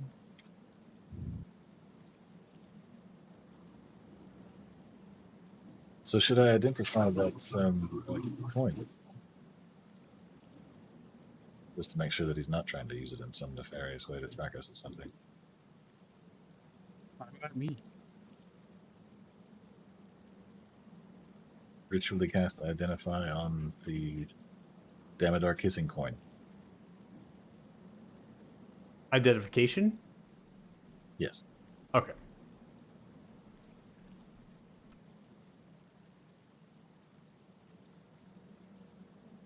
So, taking 10 minutes to visualize cast, it feels as though there is the coin as it's just a gold coin, and it's a nice gold coin. It seems to be. As far as the currency is concerned, it's dwarven gold that maybe from Arthuria, could be another continent. It's really vague. What you know is that there has been some sort of spell that has been put into the coin, most likely through a glyph or a ward or a rune, but you don't see it on the coin, which maybe means it's internal, or it might be something inside of the actual metal of the coin. This is a sending spell. It's a predetermined sending spell, so it essentially is going to give off information. What you can understand, it's information based off of your location, right?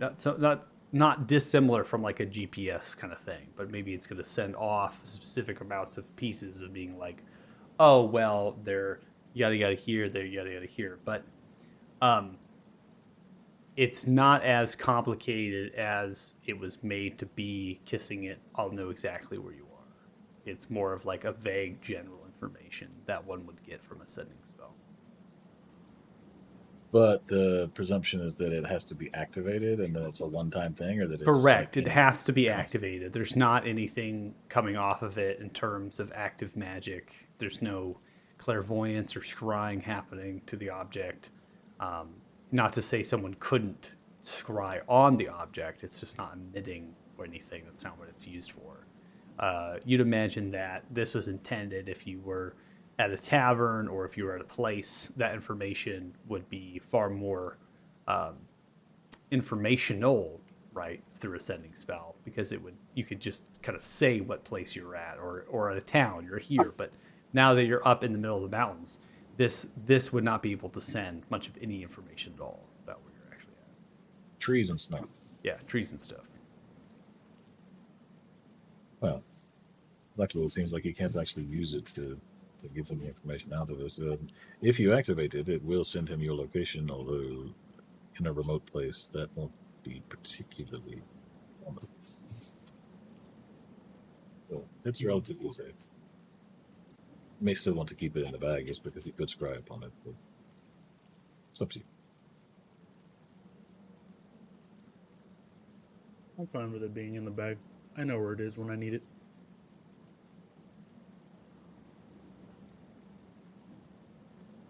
For some reason, I feel like even if we don't pair up with Damodar, he may be able to provide us with information at some point in this quest. Whether willingly or unwillingly. Yes, people often divulge something even when they intend not to. Never has to have other avenues for learning. I can get behind this logic. On the subject of learning, Tom, you strike me as someone with a gift for dishonesty. No, not at all. Do I believe him?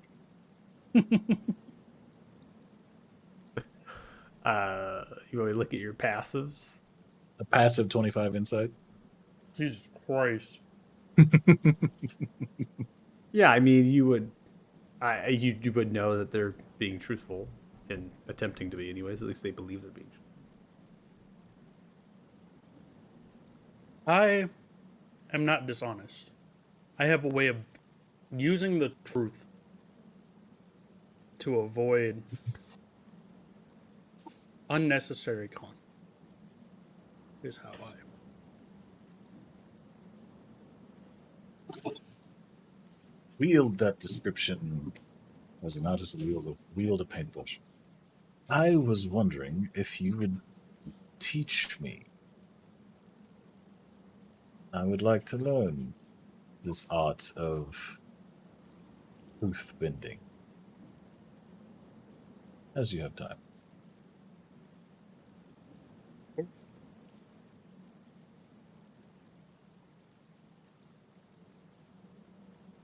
And I'll like take out a piece of paper or something that I can write on and kind of like write the truth and then like figure out how I would say it if I was talking to like Damodar.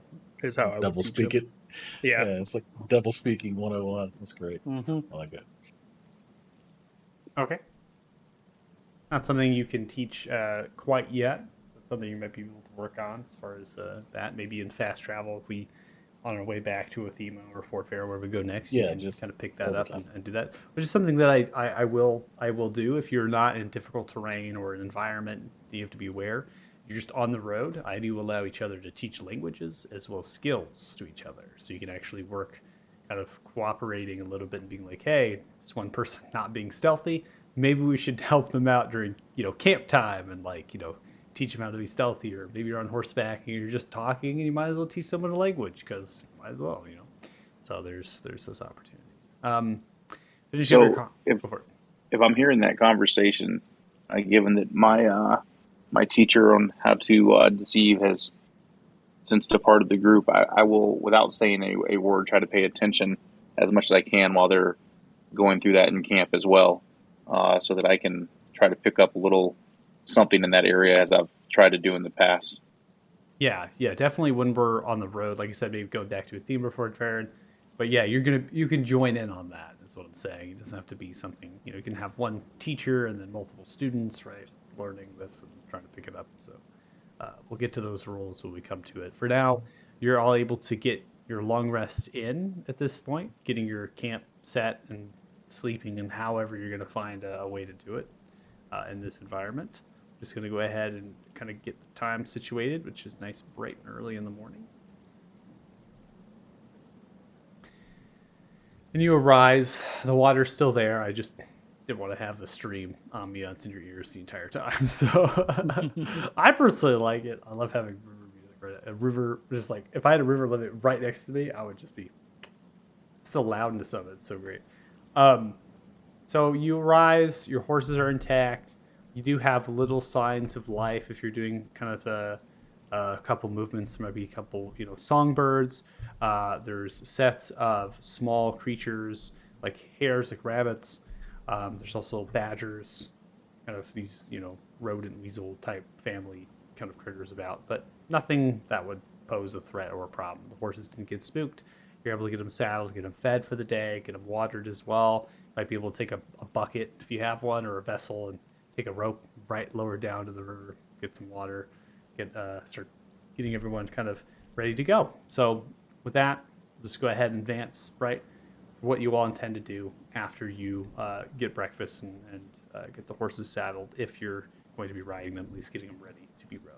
What is it that you intend to do? Are you going to continue to follow that right side on the east side and just kind of follow that and see where it goes? Or are you attempting to cross the river here? What's the plan?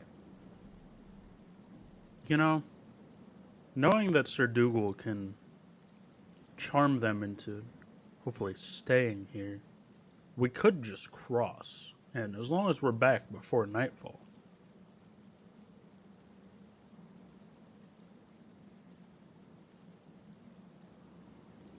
So you mean scale down and cross the river ourselves?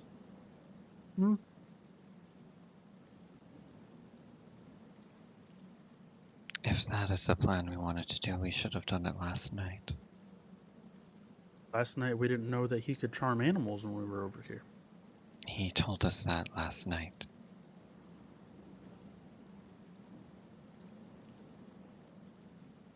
But we were an hour and a half that way.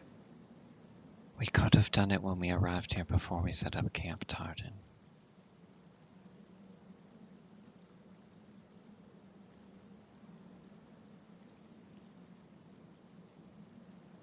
I was just throwing out suggestions. We can go down the river. That's fine. I was just trying to think outside the box. I'm sorry.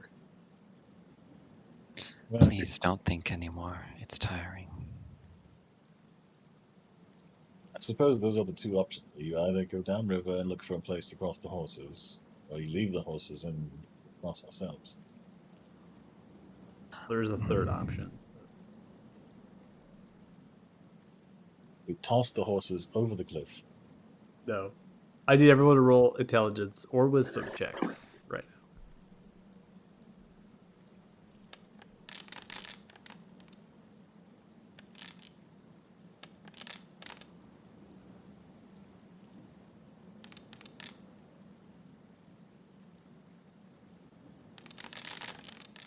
Getting some love. Nearest right up the alley. You probably wouldn't be thinking about this, so no worries. This is going to come to Sir Dougal. Sir Dougal, the trees of the evergreen alpine trees are actually taller than the spacing between Bastard! the cliffs. You could simply chop down a tree and have them fall over. Simply. I mean, I don't think any of us have access. Right. Yeah, I looked into your inventories. It would be a troubling problem. I don't think you'd have axes and you'd have You know to what? get the tree to fall a certain way. But it's not actually No. it's not that difficult to do. I think I have it.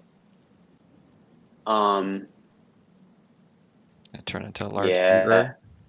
I have the ability to wild shape into a giant badger. Just you went down. He's got a woodchucker. I was saying a beaver would probably be. I was gonna say beaver would be better. Just turn into a beaver. I don't know if I have beaver. Giant beaver. It's the same thing. Giant badger, giant beaver. I don't- I'll take it. I'll Same take thing, it. yeah. Same Well, thing. okay, so then yes, giant badger. Well, we'll Badger- say badger with bigger mechanically it's Badger burrows, Badger. but beavers don't really burrow. But But, it's like, beaver. we'll take it. we're dam. We build dams. That is a possibility. I'm not saying that's something you have to do. I'm just giving you a third option into the mix because there is a way that you can form a bridge. You can also wild Right. shape, fly across with a rope. Boom, you have a bridge. Right. Someone holds on the other end. Well, it's the horses that we care about. It's the horses that you care about. And could you make a bridge that a horse could get across? And very difficult to do. You have to really engineer this to make it work. But I don't actually have the ability to fly yet. I think it's 8th level, right? It's Oh, right, and Um, you're multi-class into Oblivion. it's multi-classing is like really hamstringing my druid abilities. Uh, however, we could totally, yeah, we could chop a couple of these trees down. I mean, Um, if we want to get a rope across, I could probably very simply tie it to the end of an arrow and shoot it at a tree across where one of us could probably cross, but that still doesn't solve the problem of the horses. Yeah, the issue is I think you all want to keep these horses. You want to house the horses. You know, if you come back by tonight, right, and you have the horses tied up, will they still be there? We won't be If we here come tonight. back by tonight, Yes. right? That's gonna happen. Yeah. So I think that it's Yeah. at this crossroads. Do you make a location, right? Mark this place, and then if you care about the horses, you want them to survive. You at least get them off the mountain. Nearby, like I said, there's plenty of homesteads off the mountain that code over there. Obviously, you have undead marching through, right? So how many of those are actually occupied between What the marches do of you Veiling to roll? Barrett? So To engineer a bridge. carpentry. Oh, that's right. There's a tool for that. There's a tool for it. There's not if there's you're a tool. beaver. Beavers Right. just Yeah, beavers chomp it down. Do bro. beavers count as carpentry? Beavers chomp it down. I think it's gonna come to, do you want to take, I'm not gonna sugarcoat. I think you all are intelligent and wise enough to be able to make a bridge for a horse to cross. I'm not gonna say that that's not possible. I think that you all are wise enough. You have enough trees, you have enough skills, you have enough you know things to be able to do that. I think the issue comes down to how much time do you want to take Yeah. to make a bridge? Because if you want to make a bridge for a horse, crossing of this, you want to just down tree, down, just downing trees to make like literally a planked bridge almost with logs, and then take the horses across, which is it's possible, and they will Sir- do it. I've seen it happen, but that will take a long time. Sir Dougal, how far are we from the location we're trying to get to? That's what I was about to see if we had any idea how far away we thought we were. That's a good question. Hold on, let me look at the map. You can roll, if you're looking at the map, you can roll another survival check if you'd like, or I can take your passive. I'll roll it. Okay. That 15. happens to be the passive. Okay, you're roughly 3.5 hours away from whatever location this is. Why don't So it's up we to you. just set the horses free? Just turn them Sir loose. Dougal, yeah. you can tell them to, you can speak with them and tell them to go away. Danger. And we can cross here. Is there a homestead within 3 hours of us that we know about, that we saw lit up? Yeah. Yeah, most likely off the mountainside you can get down. I mean, it would be more than that, about 6 hours, but definitely during this day.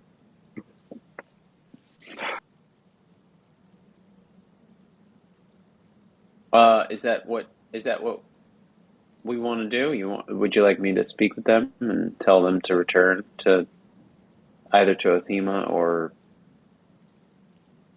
maybe they could even follow the river towards Norfolk?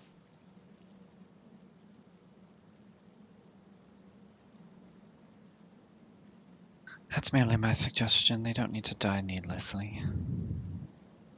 Well, Doesn't They're anyone not have... stupid creatures. I'm sure they could figure it out. That's fair.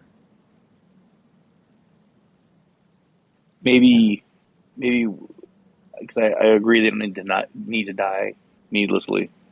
Maybe we ask them to stay here and wait for us.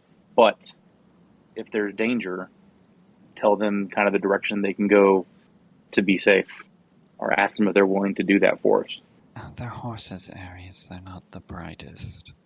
We merely got them to get here quickly, which we've done, so we should set them free. I agree. If there's danger that they're aware of, it's probably too late.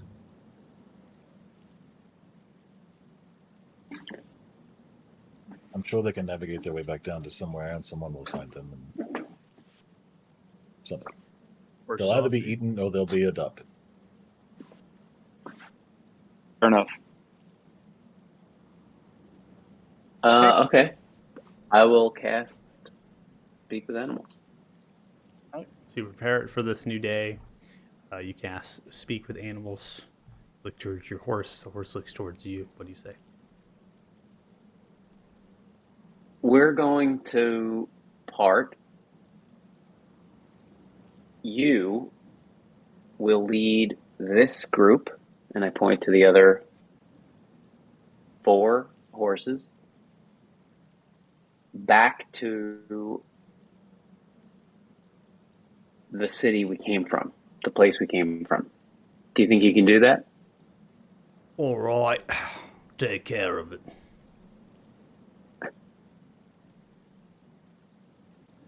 I thank you for your service, and stay safe. You let go of the reins? Don't do anything I wouldn't do. You let go of the reins. Yeah, absolutely. Okay. So you're leaving him saddled, bridled? Or are you taking off the saddles and stuff? Good question. Yeah, we should probably strip them down. So that way Strip him down? Okay. things that get caught on trees and such.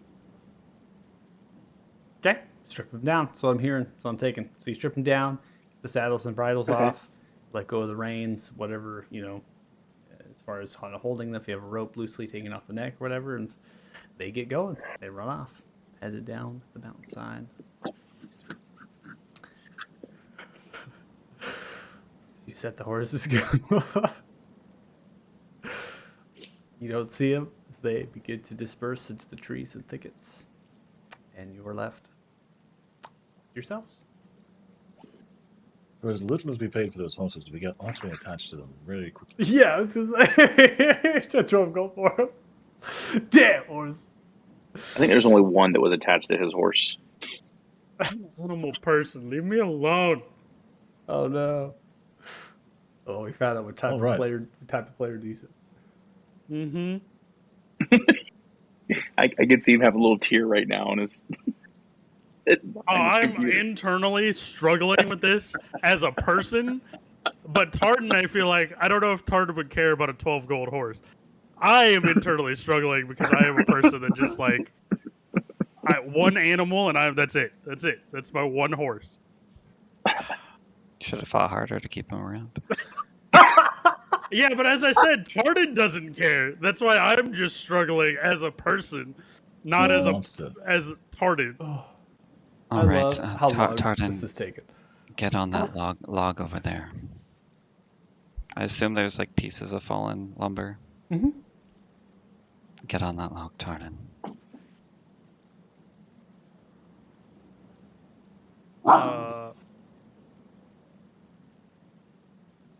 Don't make me ask again. Jesus. This is getting kinky. So rude. Looking to see what else I could do before I cross. Okay. Oh, was the log across the river? I thought it was a random log. Yeah, Was it's it a over random the log bank? right by our feet, Tartan. Oh. Yeah, I'll stand on the log. That's fine. No, sit on it. Oh. I'll stand on it. All right. And Nereus is going to use his ring of telekinesis to start moving the log across the ravine. Hope you have good balance. It's like a log rolling contest. They're in the air, though. Oh wait, I forgot you had that ring. Yep. Oh, Jesus. Can support up to Wait. 1,000 pounds. You We could got have the literally log. carried the horses We could have across. taken No, the because it's horses. only objects, remember? It's only Oh objects. yeah, only No, like it object. has to be Okay. on an So we just have to object. But so kill the for horse us, first. it's no problem. But Gosh, for, that's so. But think about it though. You could have just used like it on the rope- saddles, though. You could have tied. You could do that on the saddles, or you could have tied all the horses up, like make them into like crane, just like telekinesis the rope around. The possibilities. that would have like killed. That would have I like know killed it. them. It could have killed them. Honestly, it might That's have. Killed them. I knew You're it. thinking Why out. do You're you thinking out for the horses. I know what you're doing. I got you. Okay, so you get across at this juncture. Oh, I don't know. Tartan's apparently balancing on a log that's now over. Or you're 30 standing foot up. Did you sit down? That's he's. No, I Nereus stood up. told him to sit down. He Wait, just didn't tell me what he was doing. So I heard was standing defiant. up. You standing up? Yeah, I'm standing up. All right, make an acrobatics check. Oh boy. Oh no! Don't gonna fall. Two Yeah. characters I die in 2 rolled days. So as you carry the log over, Tardan's standing up on it. Tardan, you begin to slip, falling off of it. You make a dexterity saving throw.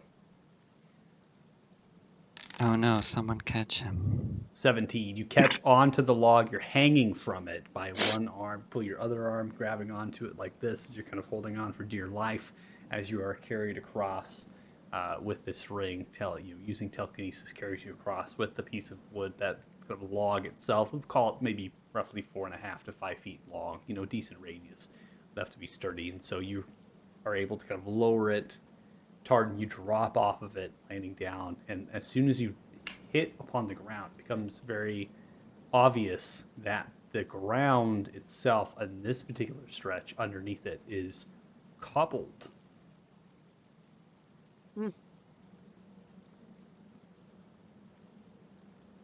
That was fun, guys. 10 out of 10. We'll do it again. Since we left the saddles, if you three want to sit in those, it might be a bit easier. We'll go sit on the sounds like a saddle. plan. Flying saddle. Who needs horses? That's what I was trying to say, but you wouldn't listen. Yeah, 30 feet per round, so fast. Okay, so eventually you all get across here. We don't need to sugarcoat it. We don't need to get any more further. Okay, so you all get across, getting to the other side, and you begin to make your way on the stretch of cobbled path. You know it's cobbled because you go through the snow. Even the snow itself is thick. That's what's hiding it. You can't see it, but it's pretty flat. And you can feel the cobble with your feet as you're stretching through. You begin to go on this journey, taking roughly 3.5 hours of travel. And as this happens, the overcast of snow creating somewhat of a issue with your perceptions. You have the water to your left and right, so you have no auditory really because the sound's so loud of the water.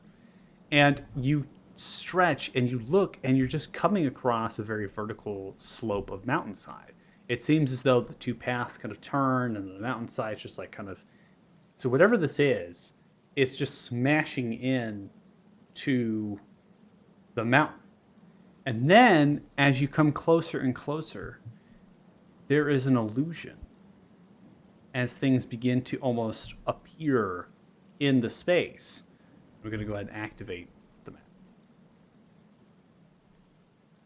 This is how we die. As you walk upon this, the illusion appears that the river itself is actually engineered to run alongside the rocks and mountains, outstretching itself, feeding from waterfalls off map to your left and right. Far off, you could hear them crashing down further, so that sound is now compounded, increasing even further, having a little bit of difficulty, but you can sense the general direction, right? Understanding particularly where the source is. You see the slopes falling down. These slopes themselves, now through this journey, reaching upwards of 200 feet. So this is just kind of cascading down in the very vertical kind of snowfall. And you imagine avalanches and other things happen quite often from these sheer faces almost, right? Not technically sheer, but pretty much. Now, the water source itself, so on your left and right, it's about 90 feet or so for you, right? So on your left, it's 90 feet, to your right, 90 feet. And then where you imagine you would be at if you continue to follow it, right, on the east side, that it sits roughly 60 or so feet below you, right? And then the water line's even further than that. So you're having kind of this idea that if you did follow that, you would still end up here, but you would have to try to find some way to get across, which would be more difficult to do and more treacherous. The stone pillars themselves are made of solid pieces of stone, it seems, as they're just kind of protruding upwards, squared off, upright, and they stand at differing kind of angles. So up here, this pillar signifies the waterfall that is cascading down from the left side. Okay, this waterfall in current of your position is about 30 feet above you that this water is cascading down. But the pillar itself is much larger because it's sitting on the low ground, which means it's like above 90 feet in height. So about 100 or so feet, right? And the snow is creating a difficult understanding of how tall it is, but it is very, very massive given the fact that most of it is visible and it's reaching that 100 feet.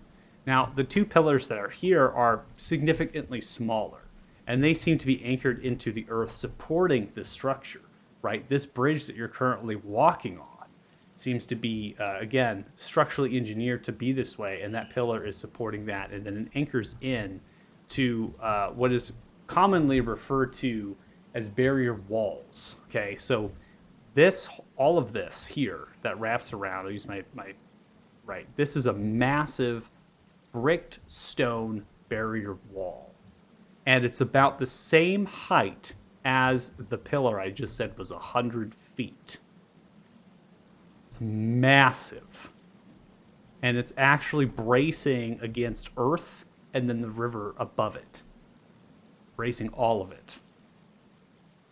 Okay, the water line as it cascades down, so the water line here to the barrier wall is not very much. It's only about 10 feet or so. So there's not much difference between the barrier wall and the water line. In the same fashion, on the other side, it's the same. Slightly sunk down a little bit less, 50, but you're still at that 5 to 8 feet or so, right? And the barrier wall itself is smaller, right, in size. It's not nearly as large, and it's not nearly as impressive. So the cascading waterfalls are the most beautiful object here, personally, in my opinion. The fact that they're that designed to crest down into these ravines this way. They create that almost rainbow-like lighting effect, even with the overcast of snow. They're just massive, and they're causing huge amounts of noise to erupt, and this complexity. Now, you'll notice that some of the map is blocked off for vision. That's intentional, as this structure, with the illusion fades, now coming closer, this is the last structure itself to reveal from the illusion. So it's kind of piece by piece by piece. You're kind of picking it apart as you're coming to. And it appears that the actual gate itself, which is this, is made of solid gold. What? There are two dwarven statues that sit left and right.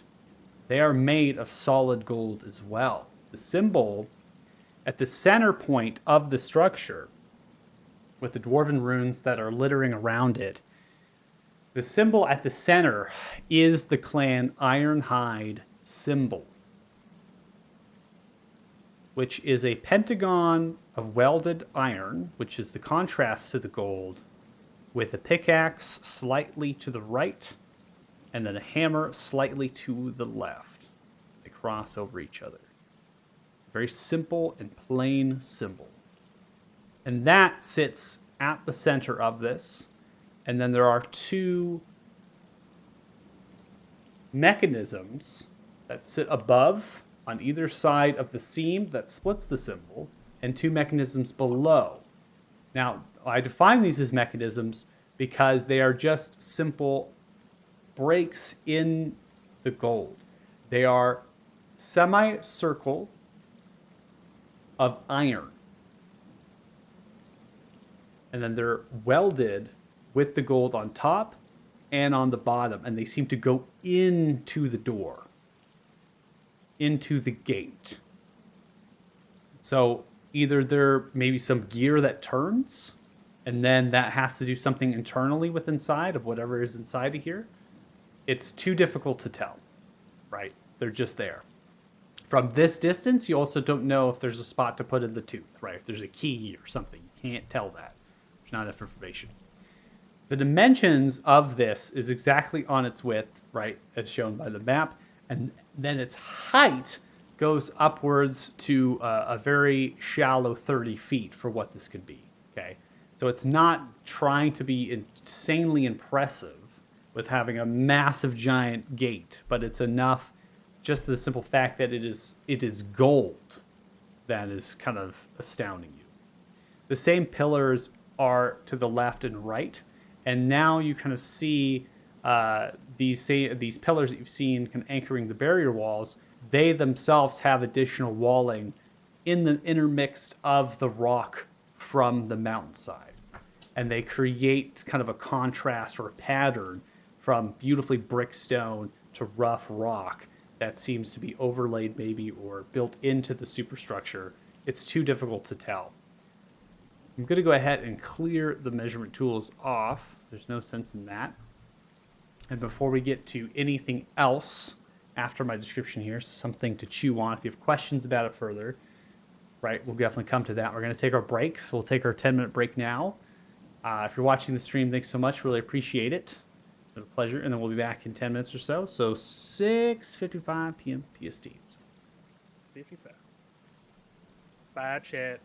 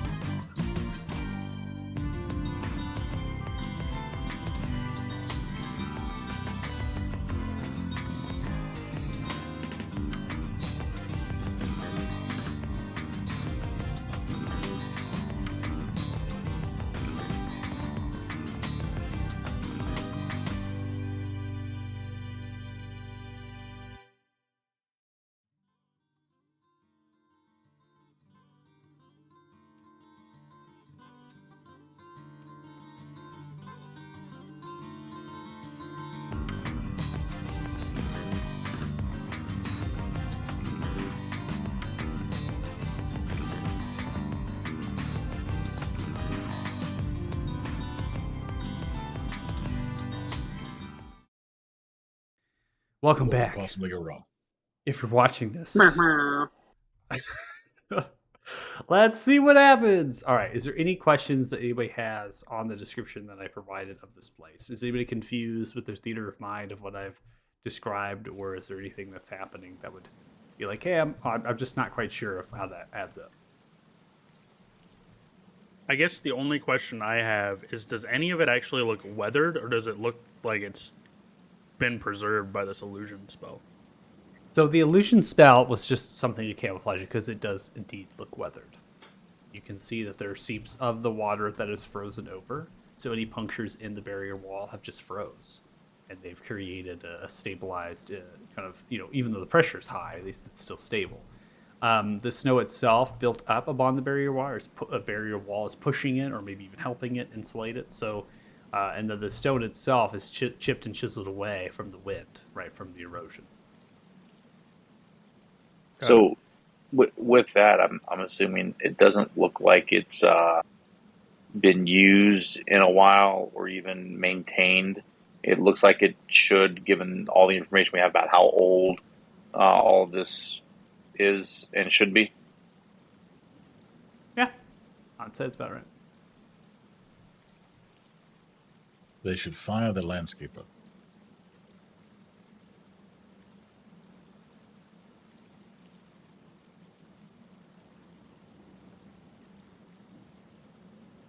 Should we go knock?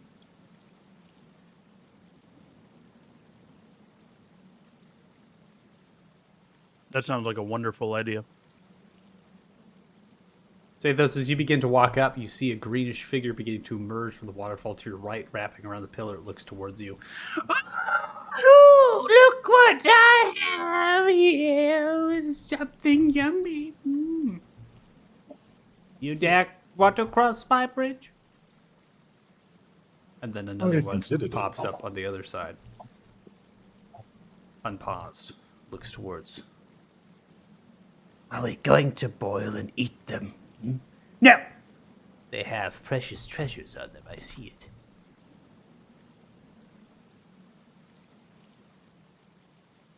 It seems we have found our way into your domicile. Did not realize there was anybody home.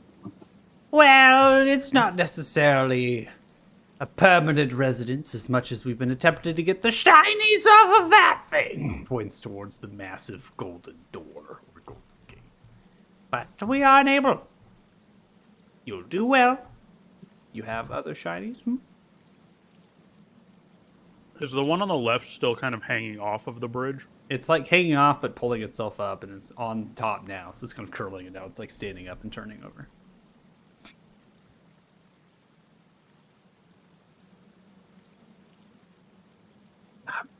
Don't you want to give it to me? This large hand comes down with large claws. This hulking figure itself is very tall, 10 to 11 feet. It's black tendrils of hair and greenish eyes, and the teeth of incisor tusks. It kind of has a very hulking frame, right? The arms dangle down almost to the feet. It's just gross. I don't think these guys are going to be very friendly. And as I say that, I'm just going to cast Hypnotic Pattern on both of them. Okay. All right. So as you go to cast Hypnotic Pattern, you need initiatives roll before the casting is going off because we don't hold actions as they go to react to you throwing out the hand to cast a spell. I'm going to assume you're going to be low on the totem pole. Yep. Oh, we both rolled like crap. Mm-hmm. I will take their saves as they were before, so I won't remove this. And I just went ahead and removed it. I'm assuming you're going to cast it right at your cast. So both these are rolled. I'm going to go ahead and begin combat. Ares, you're up. Round one. You're all the way in the back, but you're there, baby. This is way more than enough range for me right now. I figured I'm you would perfect. sit back. I mean, you could be closer Yeah. to Ares if you want, but it's fine. I'm good. I'm gonna ready an attack on the closest one to Athos, and what I'm looking for is any movement that would cause harm to Athos, I will shoot an arrow at him, and not at Athos, at the whatever creature it is. Obviously, Okay. Okay. Got it. Curse your betrayer. So you're ready to just want fire. to make sure I clarified. You're ready to fire arrows at whatever swings at Athos. Yeah. Okay. Overwatch. Overwatch. All right, Nereus, you're up next. So no offensive action has happened yet.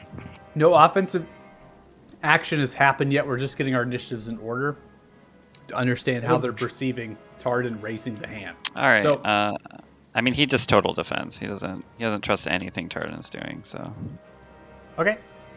dodge action. Dodge action. Okay. It's kind of giving you an idea if you can see Tardan raising the hand, right? You step away, or you just interpreting Tardan's just maybe doing something persuasive, right? This is how you want to interpret it. And what's important is you can't hold actions prior to combat start. This is not something that is a thing. Okay, so we come to this one. This one's actually in the back. It's not going to react or do anything because it can't see. It doesn't have sight lines. It's kind of crouched down, hulking and looking, splitting its eyes left and right between the pillar and the hulking creature that's in front of them. Sir Dougal, you're up next.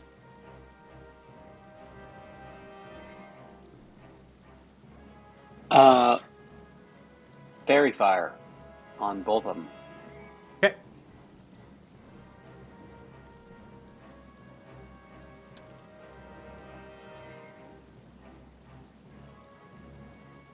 All right, so Fairy Fire with the DC 13 dex save, one of them succeeds, which actually kind of takes a step back and hides behind the pillar, blocking the line of sight, kind of hits into it a little bit. And then the one in front is going to be a failure. It's a lit with a bright kind of fairy, kind of rainbowish hue, and kind of looks towards their skin. And begins to kind of freak out a little bit, pulling at their skin. Bonus action rage and move to here. Sorry. Bonus action. I apologize. Wild shape. Rage is an action. Rage is for you a bonus. As a bonus. Rage is a bonus action. Yeah, action rage and move to there. Okay, That's it. bonus action rage and move to there. Okay, end your turn. Athos, you're next. Well, it does rather seem like this is about to get violent. All right. He will attack with his rapier. Okay. The advantage 15 is going to strike. That deals a total of 12 points of piercing damage. You stab into the foot. The melee and ranged sneak attack comes through. Only 4 points of the sneak attack. Missing some of the finer digits in the toes. And bonus action disengage. Yep. Fall back.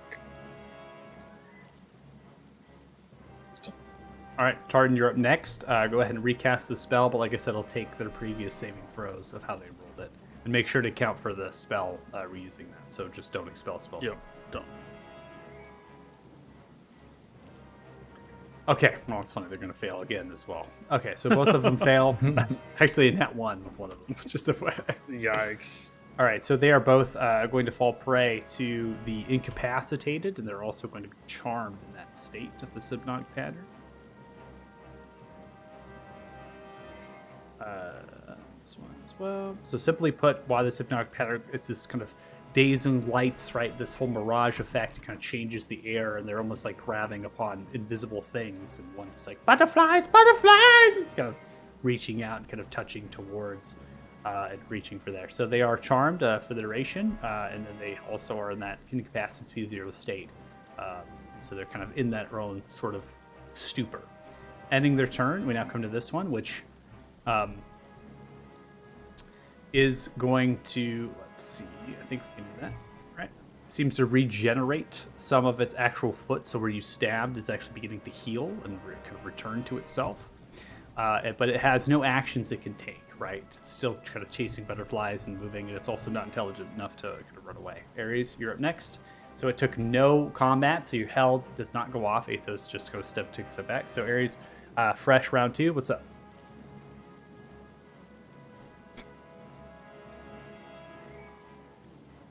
Wow, you're muted, by the way. and I was talking the whole time. I'm going to do the same thing again. Wait for a combative move from one of these two and take a shot at it if it does do that. Okay, so you're doing the same thing. If it attacks a party member, you're going to fire. Yeah. Okay. Ending turn, Nereus, you're up next. All right. Well, we're in it now, so. Oh. All right, 22 is going to hit. 15 points of cold damage taken as it splashes into the shoulder, freezes a little bit of the flesh off, and breaks apart. It is no longer incapacitated or charmed, slightly waking up from the damage taken as well as the brunt force of that impact, and kind of looks. It's like sliding, just kind of moving the eyes back and forth. All right, we come towards the one on the backside. No saving throw provided, so they're still kind of. It's kind of looking up, just kind of grabbing invisible things in the air. Surgical, you're up next. Bonus action. Actually, I'll hold on to that for a while. We're gonna attack. Right. And target. Come on. I'm getting there, man. You have the trackpad today? It's really tough, you know, with Trackpad's still tough. You gotta get the mouse going. with trackpad. All right, 8 is not going to hit as you come wildly with the rapier for a stab, and it pulls itself back. I think I get.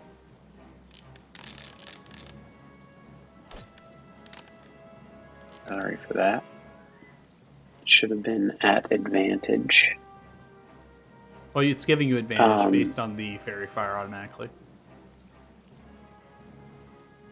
Oh, it did give that? Yes. I only rolled 1d20. No, it only rolled 1d20. It rolled. And then I did it again, and it did advantage. You must have been probably holding down the opposite. Yeah, the first one is going to be an 8 there. I'm going to take the first of the second one then, because that one's at the. So two dice rolls, right? So we have an 8. Okay. So we had a 2 and then a 16 on the dice rolls, a plane. So the 16 will hit, and then I'm going to take the first damage, which is 12. Terrific. And that's my turn. Okay. When the fairy, wait, I can do it. End turn. yeah. When the fairy fire is up, that effect will automatically apply advantage, so you don't have to hold the commands now. Oh, I see. Athos will move into position and attack him again. If my dog was still knocking my mouse around. That's 20! That's 20. Come in. Come on There with the we sneak go. attack, baby. Roll something better than ones. Twos. Slightly. Twos are better than ones. All right, 41 total points of damage as you come wrapping around, running up, using Sir Dougal as a stepping stone of the shoulder. You bounce upright, striking into the inner abdomen, pulling out large amounts of blood just going to pours out of the creature, falling downwards. Coughs violently. I will bonus action disengage and duck back behind Sir Dougal. Gardner next. I will throw a firebolt. 18 hits. 8 points of fire damage. Laying to the shoulder, you see it begin to spread outwards, bubbling the skin. It's kind of hitting it, trying to put it out.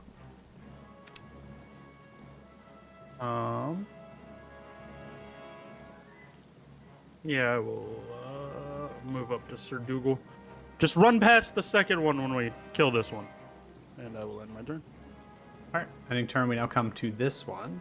The regeneration, you don't see it as the skin kind of continues to bubble over. If you see it becomes sick and tired, it now kind of turns around and wildly begins to swing. First strike aimed towards Sir Dougal, which is right in front. Comes out with claw attack. 12 is going to miss. That's going to trigger your hold action. Ares, you can make. Yep, a, I'm working off a trackpad too. Sorry. Oh, you're okay. I just didn't know if you're logged to the Foundry. That's all. Yeah, I think I am. Let's see. Looks stable. It's coming through. It comes Oh. through. Nope. I hit the wrong button, I think. No, Oh, there I we see go. it. It's just Longbow. Roll really it, yeah. slow on my side. You got the sharpshooter on there and everything. Longbow +1. All right, 22 is going to hit 21 piercing damage. As it does, it lands into the head. This creature drops down dead before it can get any sort of other attacks. It's hit with the arrow into the head, kind of stoppers and kind of like is bewildered for a brief moment, and then hits into one of the pillars and then kind of slumps down, landing to the opposite side of you all. Ends turn. Ares, you're up. I'm going to take both attacks on the far guy then. Okay.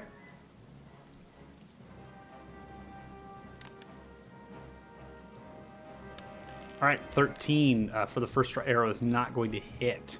There is some cover here, so the arrow is going to fly off to the right. Man, if only that would have missed the first guy, I could have redirected it. Second attack. Okay. Comes through. 11 is not going to hit as well, so this creature is not lit. So no advantage is provided. There's an incapacity, which doesn't give you advantage. Both arrows flying off to the right. Yep, and that would be it for me. All right, we're going to end your turn. Nereus, you're up next. Well, Tardan did say to run past, but Ares is ignoring that, which Nereus likes. Great. You have a whole minute. Yeah, but we should just clean him up. I mean, we're probably going to be fiddling with the door for an hour. 27. 12 points of cold damage as it hits into the shoulder. That is going to awaken them from the stupor. That's it. Okay. Ending turn, we now come to this one, which is going to heal. Seems to regenerate some of the damage you just dealt from the shoulder. Turns around, looks towards the dead one, kneels down. Mama! Mom! Begins to pick up the body. Takes no turns. Drew, go up next. Dude, you guys killed its mom? You guys are horrible people. I literally had them incapacitated so we could run by them. Not my fault. Technically, didn't you kill his I mom? did. Mm-hmm. I just had the last shot. I didn't take 3 turns. Why do we care I'm about gonna- killing a monster's mom? It's a fucking troll, man. He was going to eat us. He definitely said Um, that. He said he was going to eat them. He literally wanted to cook Well, us. he asked. I said, "Are we going to cook then eat them?" That's basically said. I'm gonna move Super to sensitive to the question, apparently. here and recklessly attack. All right, so I'm going to click that feature. Don't roll yet, and go ahead. Not rolling. Go for it.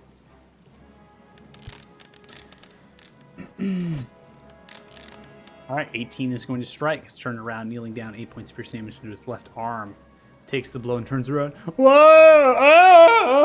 Kind of curls back. That's it. I'm gonna end my own turn. All right, that's your next.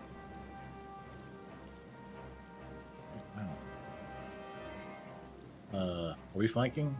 The other thing? Well, that Oh, is the- technically the pillar's space, which is Oh, can I a not lot get in higher, that space? A lot higher than you. No, you cannot get in that space. Okay. Oh, hold on. All That's fine. I'm going to Does that move the work? body. Yep, that's fine. All right. So is that flanking, or are we not? You'd be cruising flanking. enough? Yep, you'd be flanking. Okay. Is that automatic, or do I need to hold down all? You have to hold down Alt for any flanks. Okay, that's what I thought. All right, coming across 22 with the flank, stabbing into the right back leg, 9 points of piercing damage. Added on sneak is a total of 6, so that is 15 total points of damage. The back right leg. Yeah, he'll hang out there and send his turn. All right, Tardan, you're up next. I'll take a 5-foot step. And then why not? I'm gonna go ahead and cast Chromatic Orb and hopefully hit Natural or epically. one. Oh, no. right, Athos, I need you to make a dexterity saving throw. Oh no. Oh 12. To Athos with a 12. Tara, I need you to roll damage, please. And what type of damage? no. It would be fire. Okay, go ahead and manually roll the damage for me. 3d8, I think. Yep, 3d8. Yeah. Actually, I would like to use the Ring of Evasion. Oh yeah. You want to make another roll?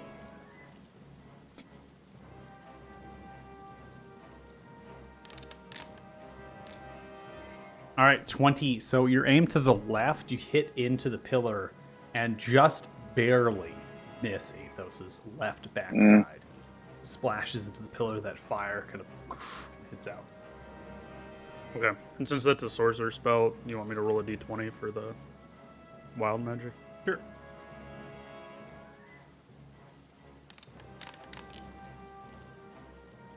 So close. So close, but yet so far away.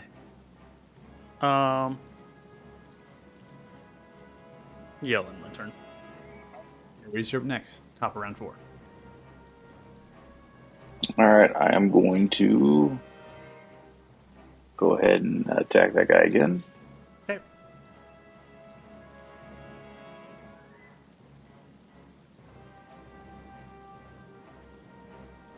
All right, 14 is not going to hit as you skim some of the thick, leathery skin of the shoulder. I'm rolling like shit. And one more time. Okay. That is going to There you hit go. 25. Animals That's with better. 17 points of piercing damage into the same shoulder you're aiming for. The right shoulder is a little bit lower this time. Thugs in. And I will, since I feel like we're winning here, I'm going to try to move my guy up. Oop, too far. Right there. Okay. And that will, I wish I could end my turn myself. I just don't have I got you. enough space on the Chromebook to do it. So Don't worry. Nary, you're up next. Firing off a ray of water here. 12. That's going to be a miss. It splashes into the pillars. You skim it. He's just putting out the water or the fire that Tardan Yeah, threw. that's exactly right. All The fire extinguisher. right. So this creature is going to recover hit points. It seems to be able to heal, recovering some of the damage that was dealt. It also is going to take a disengage action. As it does, it disengages and goes underneath the bridge. Please, no, no, no. Very good. Up next.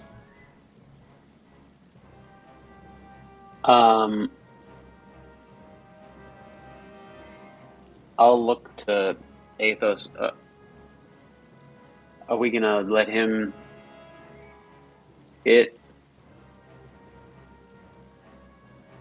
flee? Is that seems rather harmless? Which is it's a bit of a long way down. I don't fancy going for a swim.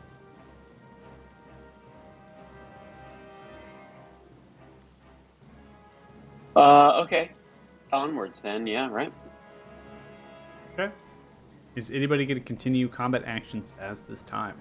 As the creature has disappeared into the waterfall underneath the bridge area and seems to be out of line of sight. Was it able to take its mother's body? No, still there. Sweet. What are All you right. going to do with it? So with that, we're going to go ahead and end combat unless someone wants to take combat actions against the creature. I'll turn around and stab Tardan for trying to shoot me with a chromatic. All right.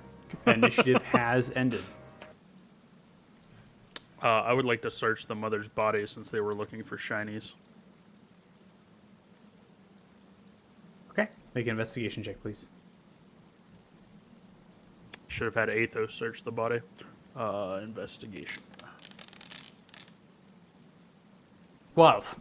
You find a few pouches hidden into the actual loincloth that this creature has, tucked into the groin area of it. It's kind of stashed in there, smelling of sweet fungus and other sorts of sweat. You're able to kind of pry open these leather pouches that are made of different hides and other things. And inside of there, you find roughly 72 gold pieces.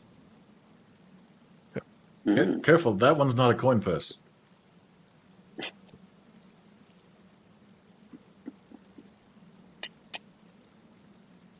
Curious what she. Never mind. Isn't it? We're gonna go. We're gonna move ahead. Onward and upwards.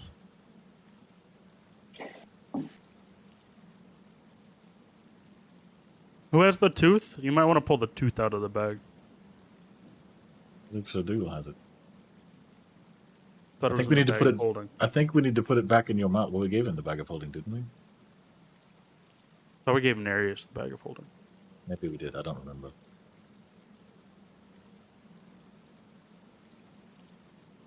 If you think I would carry around your items like a pack mule, you're sorely mistaken. Okay, maybe Sir Dougal has the bag of holding then. I don't think I would be. Okay, sure do. I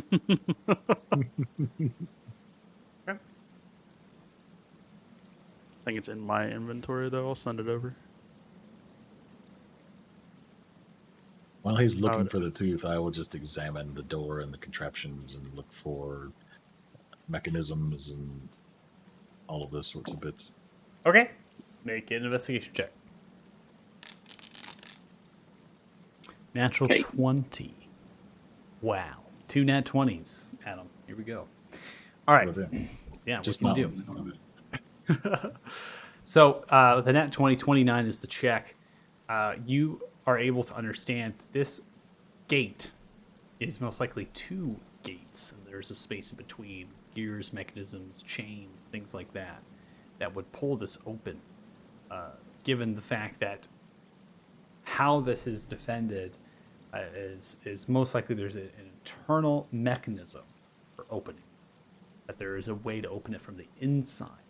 There's nothing presently physical that you can see that's to open this from out here. You even press on a little bit. You don't feel like there's any traps. You press on it. You're pushing it. It's extremely heavy. It's solid gold, backed most likely with stone. Right. This is just insane heavy. There's no way that anyone would be physically capable of moving this unless you were just a gargantuan-sized creature. With that said, stands out to you is the fact that this symbol sits the seam welded, split through. So there's a seam to this door, a seam to this gate. And what stands out to you is the symbol of Clan Iron. It's given the utmost importance. These dwarven runes that are surrounding, they keep referencing the same name of Fasselthrock, right? And kind of noting that and very elaborate. And, the runes are inconsequential compared to this symbol, even though it is the most plain, unbejeweled thing about this gate. But itself speaks. You also understand that if something had to be creating an illusion like this, it has to be created from something or somewhere.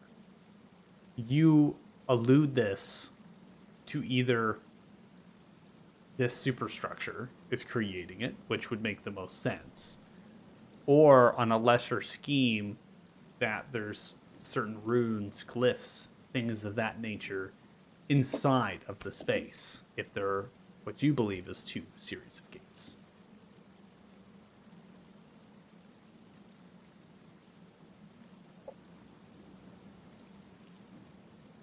So,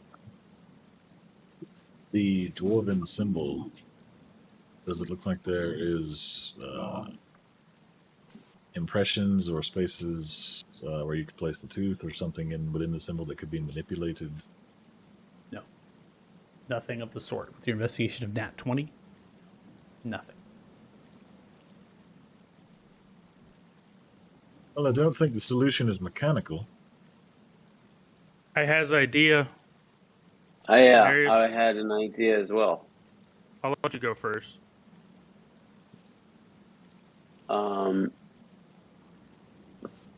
The key is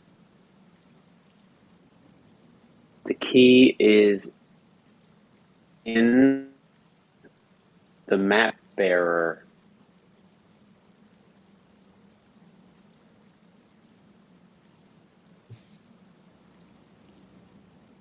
Is that what you were going to say? No. This one Nereus might actually like. You know that nice little ring that you have of telekinesis? You want to throw me over the gate? That does sound like a much better plan.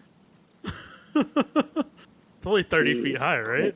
Into. I was assuming it went 30 feet and then you hit mountain or something. It hit right? mountain. Is it open? Oh, it Yeah. hit mountain? Okay. It's Yeah, a door. it's yeah. There's It's a door. yeah, it's a door. Yeah, You could throw him 30 feet in the air just for fun. yeah. You can throw them up. It's embedded into the door.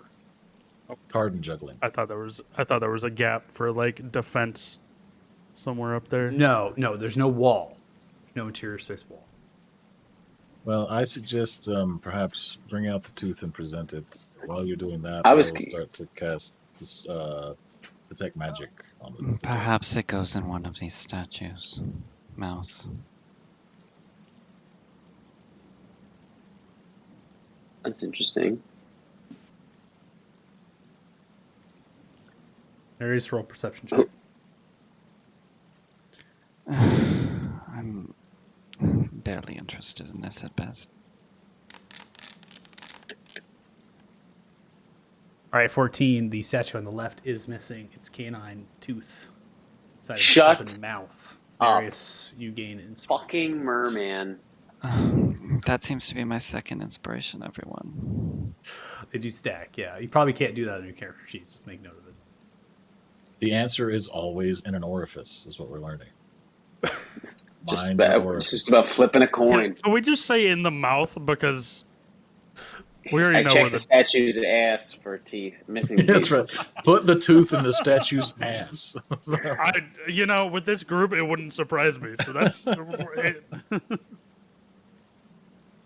Would you like me to put it up there? Yeah, I guess. Yes. All right, I'll use Ring of Telekinesis and put the tooth up in the mouth. But As fun as it not would be for nearly- someone to climb up there to try and do it, precariously balancing. gears could just begin throw to Tartan whine. at it. Mechanisms begin to function. Steam is released, shooting outwards.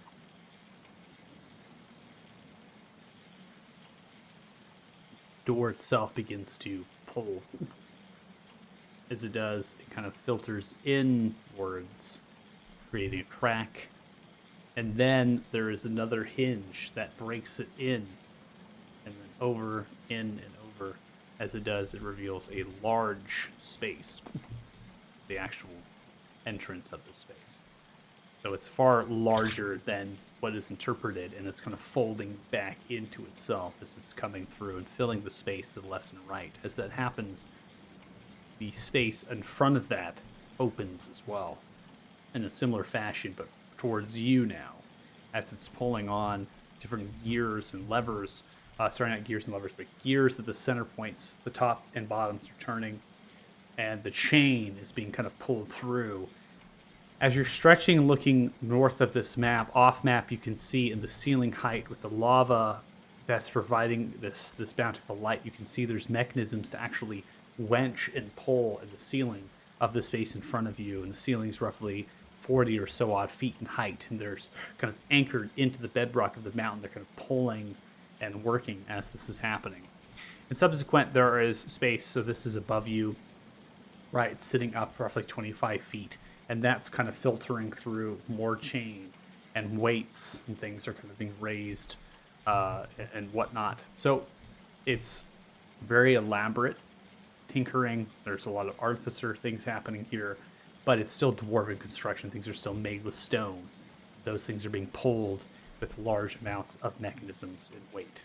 So, for you, Athos, right? Because you said there doesn't seem to be a way to open this in terms of mechanical or physical nature. There's not, but those mechanisms are still in place, and that is exactly what is working now to open this. Eventually, when this is finished open, those gears begin to subside.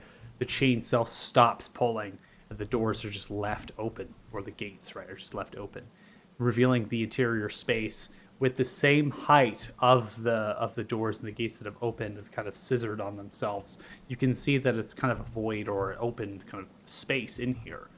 It doesn't seem like there's any bodies or decayed flesh. The bedrock of the mountain is still here that they've kind of carved, and it's creating its air pocket in here. So there's air that's kind of swirling in here, and you start to understand that perhaps that this space is needed, and it catches that air pocket and it kind of swivels it through, and it could be a very defensible space as well, right? You could have soldiers in here, you could have individuals in here protecting this, and it seems that there was designs to make almost like peepholes out of the gate, so places to kind of step up on and then open, and then kind of open the gold or the stone, right, and then be able to fire things out upon that bridge.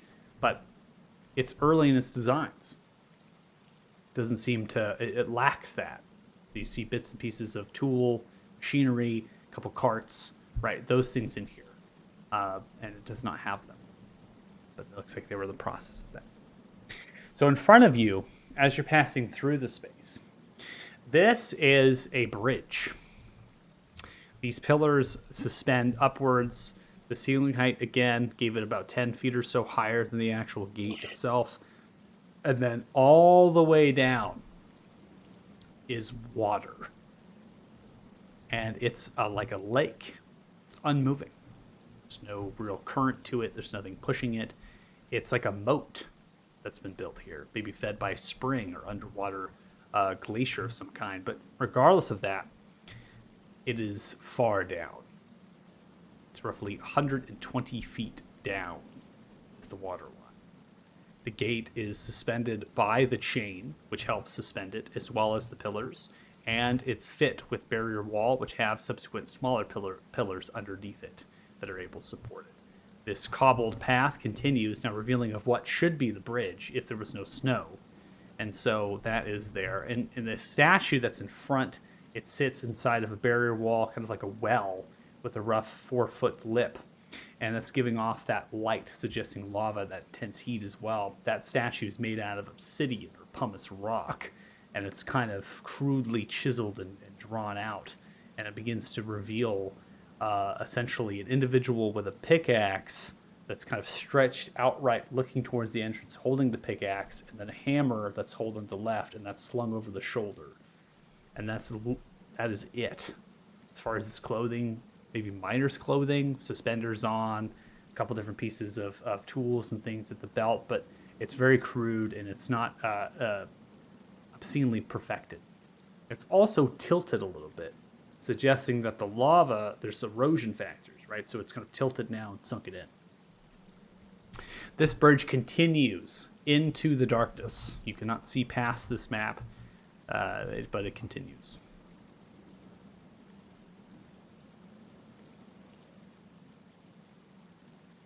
You know, I suspected that we would either find clamoring zombies or angry dwarves.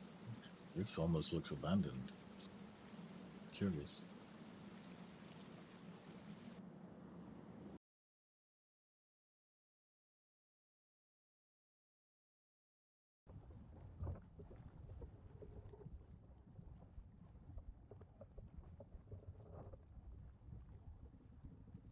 Well, there's nothing to it. Well, yeah, okay.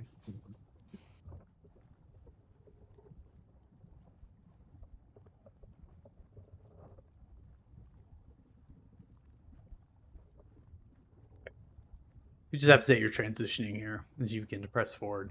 If there's anything you want to do at this point in this space, but we're going to transition it. Just keep an eye out for the spookies. Was there anything special about that statue besides being big? Not that you can tell with your passives, unless you want to roll for something. Nope. Just tell as I walked by. Okay. So, as you continue to move by on this bridge, you see that there is a metallic kind of portcullis at the edge. So you transition off that map roughly 80 feet as it continues. And there's carts and there's wagons and there's trader stalls aligned on this bridge. And you transition towards the edge of where it ends, where the portcullis itself is supposed to come downwards. And it is down, and it's missing the chains. So normally there's 4 chains that go into 4 tower mechanisms on the left and right that are kind of above this moat, this grand mechanisms of the kind of cavernous ceiling and the bedrock and finely cobbled or bricked walls, I should say. And those chains have been snapped somehow. The chains are broken. So the actual portcullis, the bridge, is fully formed. And it's kind of smashed down, and some of the metal is mangled and twisted a little bit from the force of hitting. And it seems to be weathered and rusted from the moisture that's in this space. And you're able to get across that and use it and get towards this space. And this is 40 feet inside of where that portcullis comes down. You notice the 2 tower mechanisms to your left and right as you come through a space that's roughly 60 to 80 feet in its width. There seems to be staircases that go into the earth and spiral around. And there's kind of armaments or shields and things inside of those towers. You can see inside of the open semi-arched space of the first floor of them, which has no way to get to the second. But there's armaments in there, and they're untouched. None of them have been disturbed. They seem to just be sitting in there on metallic racks that run around that circular tower that goes up to the 40-foot ceiling height. Now, like I said, you continue, you're following the path of this cobbled, and you come into an opening here as the area filled with additional wagons and trader stalls marked by 2 kind of white marbled granite statues on left and right. They both have arms that outstretch, pointing towards the next space here that you're stretching and looking forward to, almost as a greeting to kind of invite you into the space. This is referred to as the entry hall. In terms, I'm not going to I'll probably assume that you probably maybe have a little bit of information as far as Dwarvish cities are concerned, but Dwarvish cities consist of levels, and those levels themselves can get quite vertical. They can get more horizontal. They disperse. This appears to be a very vertical city. The entry hall itself is not incredibly large. It only ranges in radius feet of 500 feet or so, and at its center, which is filled primarily with the mechanisms to go down, is the main ways to get to the levels. So as soon as you come into the space, I'm going to go and unpause it. The ceiling height goes up to about 80 to 90 feet and is supported by these pillars, which are massive at times, exploding upwards to brace that ceiling height.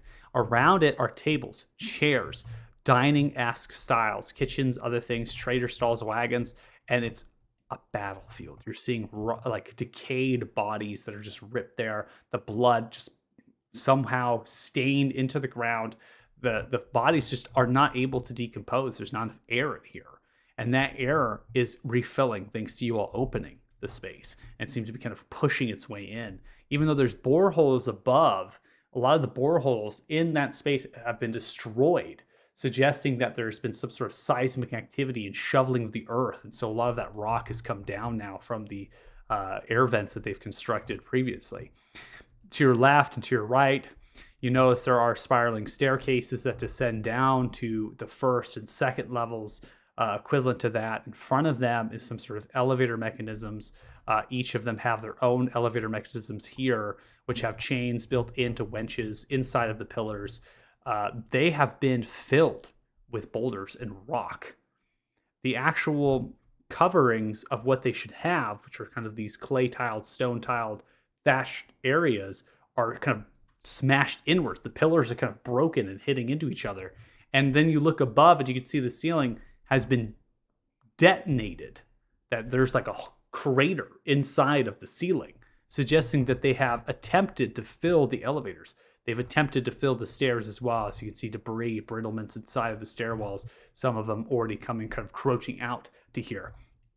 At its center is a much larger elevator, and this could be something that's a little bit more mainstream, maybe larger goods, larger services, and as well has been destroyed. As you're coming into the space, it is just filled with destruction. Furnishings, stone brittlements everywhere. You're walking on the ground. Thankfully, that this is solid bedrock and then overlaid with cobblestone to kind of create these roads in here, or it whole structure will just come down. It's unpaused.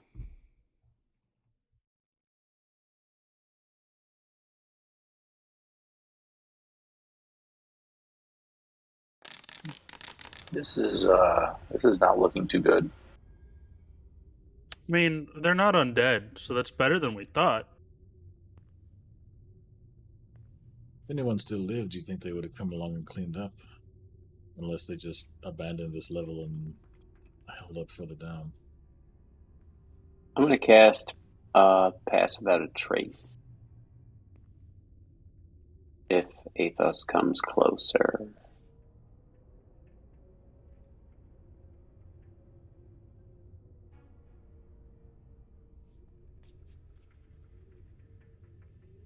I think we should probably move quietly. As you cast Pass Without Trace, there seems to be an ethereal figure that is floating towards you, Nereus, now coming into visible light. It's a dwarf in slow stature with armor and some sort of warhammer towards the side. It's floating. As it does, it comes right up towards you. What do you do? Step back behind Ares. Just reaches out a hand towards you and kind of clenches and looks towards the east, raises the warhammer, and holds it upright. Non-verbal, no sayings at all, nothing. And as soon as that happens, you can see that there's these ghostly figures that come into the space, appearing with ethereal form. They begin to look at the direction of east, pointing towards.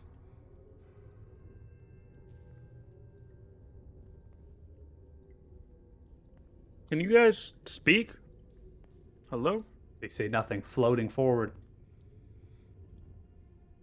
Well, this can either be really good or really bad.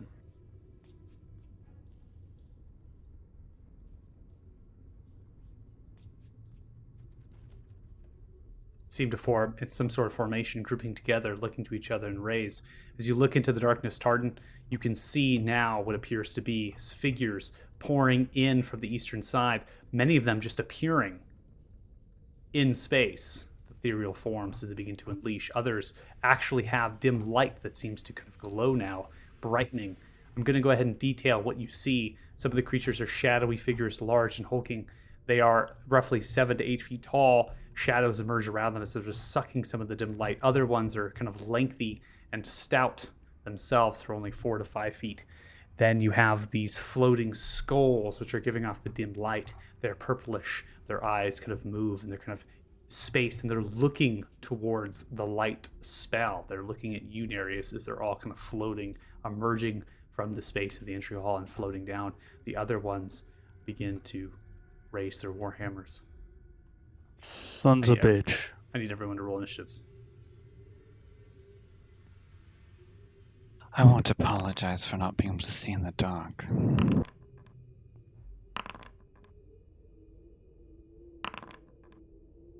Hey, I rolled halfway decent on initiative for once. On this character.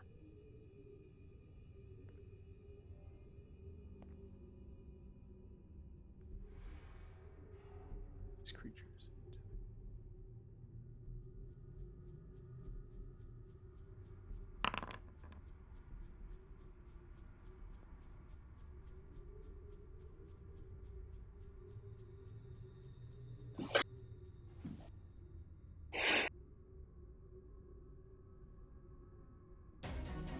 But you said it's very obvious that they're looking towards Nereus in the light. Correct. They're kind of hovering towards the light. And it seems that these ghostly dwarvish figures are kind of moving to intercept them. Beginning combat, start off with a lengthy, shorter, stout creature. This creature begins to move. It hovers in the air and moves at a very fast pace. Just continues to move in the direction of the light.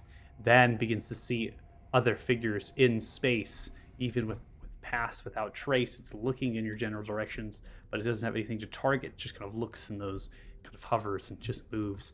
This lanky figure now coming has large amounts of spikes coming for this amorphous frame, this kind of almost tendril head that comes back and the large claws and talons. Again, just sucking the light and creating this incorporeal form. Ending turn. So you're up next. No, it's not. Gonna move to here.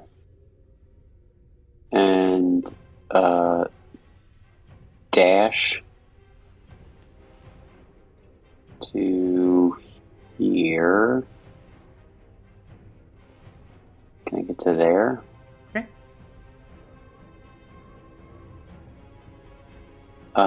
And I will end my turn. All right, we come to one of the ghosts here who's going to begin its turn.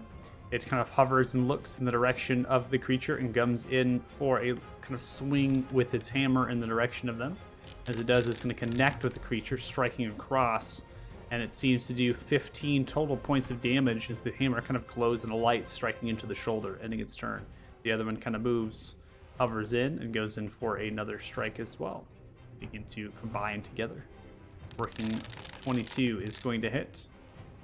Does 14 total points of damage as a creature that's shadowy and black begins to kind of pull itself back, getting hit, moves, and kind of shakes wildly as these spikes kind of fly from its body as it's being hit. Athos, you're up next. All right. The dwarves seem to be working in our favor for the moment, so I'm going to ignore them.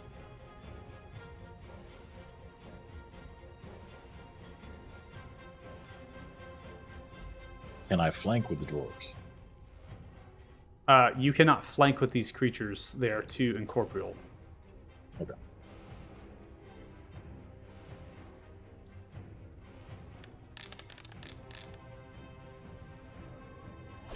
All right, 12 is not going to connect as you swing the rapier, striking into darkness. Does not seem to swing through a physical manifestation of the creature.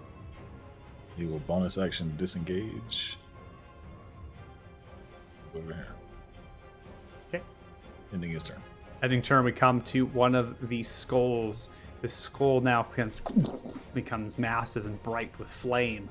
As it does, it seems to throw out some sort of large flaming sphere. As it does, I'm going to throw it down there. I actually clicked the wrong thing. It seemed to have a problem. So as it does, it comes into space at the back side of these three creatures. As it does, thrown outwards, it begins to explode, and it kind of glows with that light. I believe it has light associated with it, but let me make sure it does. Does not. Okay. Let me add some too, so that way it provides more vision in the space.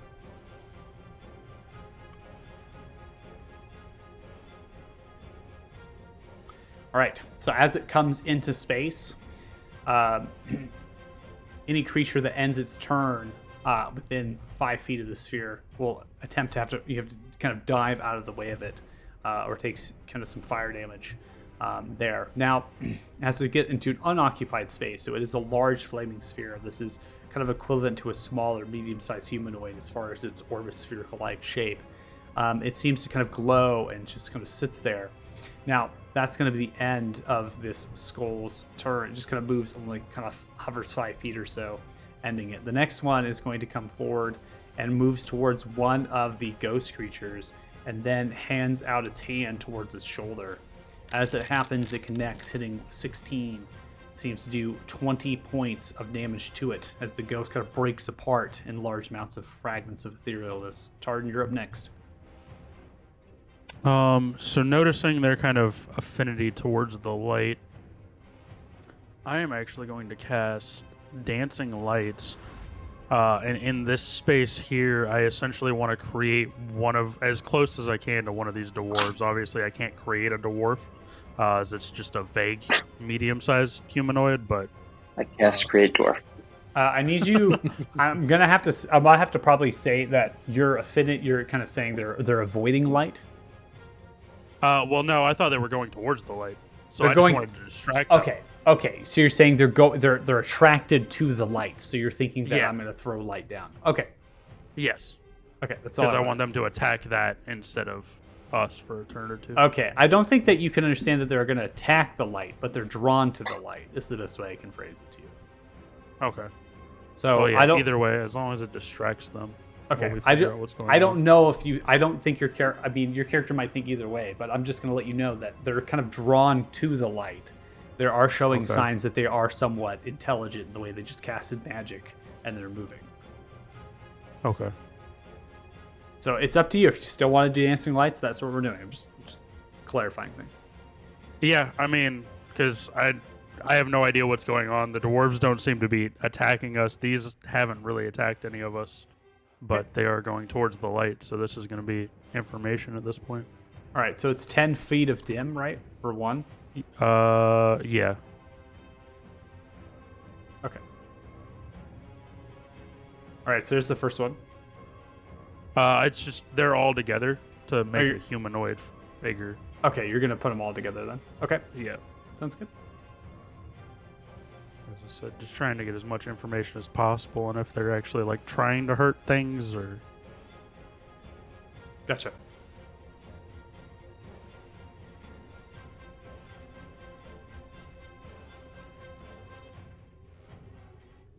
Anything else on your turn? I'm gonna step towards the wall just so that way I have nothing on my backside, and I will end my turn here. All right, ending turn. Nearest, you're up next.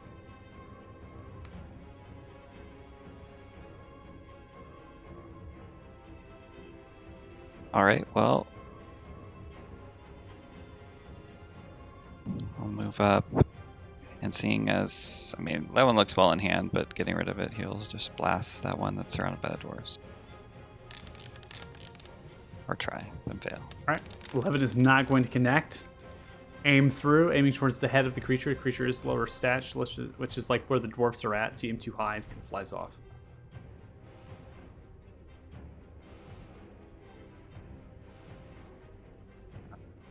Come to this next one, which is actually in the trio. As it starts its turn, it is actually in this flaming sphere. Makes no recognition of that flaming sphere. It's just simply going to kind of hover over a little bit to try to get out of the heat as it does. It's then going to come in for a swing. 16 is going to connect. And that does a total of 16 points of damage. As it strikes into the creature disappears from space. And then begins to hover and turn, looks in the direction of seeing Sir Dougal in the light, then hovers over to you. It stops, looking directly at you.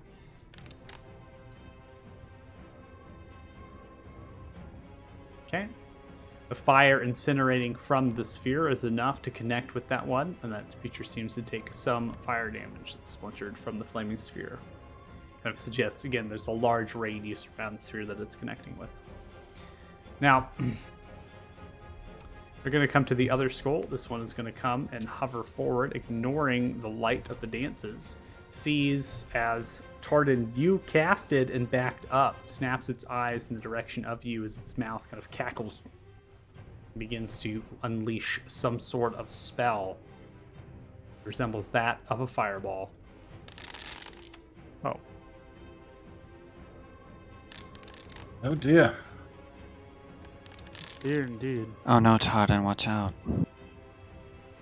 Ring of evasion. Okay, go ahead and make another dexterity saving throw, please. Do I roll or is it an auto success? You have to. Is it I think it's auto? auto success. Is it auto Yeah, 'cause it's success? usually- Because it's when you Suc- fail, you just succeed. Yeah, okay. Use your reaction to succeed. Then one of it starts to succeed on the saving throw. Okay, so you do succeed on it by expending your reaction. You don't have evasion. Not yet. Not yet. Okay. Total damage, 17 points of fire damage for those that have failed here. And those have succeeded are going to half to 8. 8 there, and then I'm going to apply. Arden, you have succeeded with a 14. Concentrating success on the dancing lights. And then Sir Dougal, I have you to 5, Glad which you is going to kept be a those up, fail. Arden. Prompting you for concentration to pass out trace. Which you've succeeded on. You see some of the ghosts are hit by the fire. They're not taking so much damage, but they are hit by it, and the corporeal form is able to kind of take that. Ending turn. Now come to another creature. This creature is Again, taller, it's more wide, it's a larger creature, but it's still filling that space. It then is going to move roughly 30 feet as it begins to kind of turn and look in the direction of them.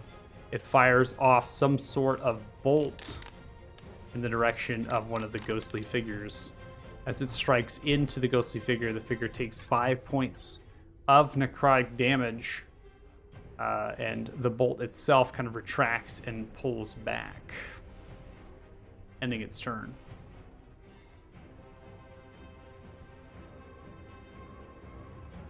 All right. All right, I'm gonna Do yours. take bow shots at the guy that I just saw do the fireball in the middle of 3 of my allies there. So I'm pretty sure I can see him from where I'm at now. But if I need to move 1 square up for you to there. You can hit that. I see. You're saying that target on the north side, that skull? Yeah, you can hit that from where you're at. Yeah. There's not this guy right here. Yeah, you can hit that. All right, take a shot at him.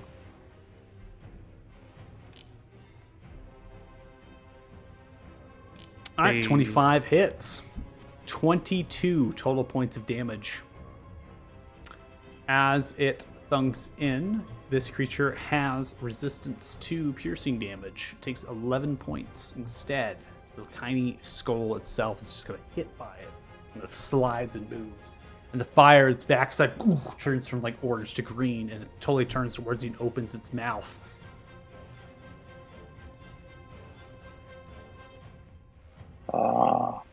I will shoot another at him. Okay.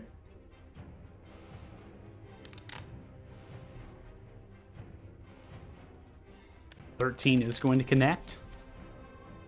23 piercing, only does 11 total as it glances into the thick skull, kind of bashes the arrow through. And I will come up behind. One more up behind this pillar here to end my turn. Okay, ending turn. Now come to this one. This one is going to charge forward. As it does, it turns and looks at you, Athos. As it looks at you, it seems to fly into your body. Uh-oh. Boy. All right, you succeed. Then turns and flies out of your body. Turns and looks at the direction of the creature and looks towards you. Motions the hand towards it. Ending turn. Type your moves. Okay. I'll try. We'll try it. We'll try to do that.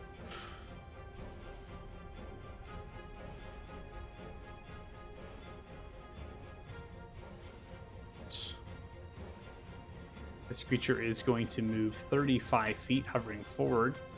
Kind of looks in the direction of the light and the arrows. It then is going to stretch and open its hand. As it does, it's looking for potential targets. As this whisper begins to emanate out from it, whatever is in front of it. This whisper, as it begins to emanate from, it has this visage of very random things. It seems to be talking, and then the whispers are almost turning and twisting your mind and your memories around as there's flutters of different things. Now, your pass out trace is up. Just FYI, it does not seem to be targeting anything it can see necessarily. It's just kind of holding out its hand and just moving its hand from left to right as these whispers are penetrating through your ear. So it's prompting you for a save. And as you succeed on this save, you only take 4 points each of this psychic damage in your minds as these whispers of madness began to move through. Now, Pass Out Trace has ended. Sir Dougal, if you have failed your concentration saving throw, and that effect has subsided for the rest of your party. Ending the creature's turn. We now come to this next one, which is the larger hulking figure. This one begins to flutter and move, and then takes a dash action as it comes right into the fray. Ending turn. It also is hit by the fire, as the sphere does not care. as far as allies. Anyway. All right, ending that. Now with the pass without trace ended, one of the ghosts on your northern side, Serdugal, turns and looks towards you and flies into your body. They're not big on consent.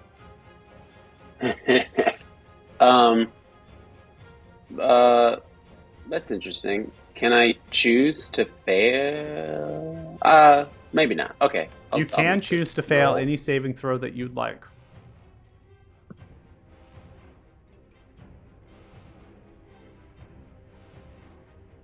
It's up to you. Says the DM as he hits you with a carrot.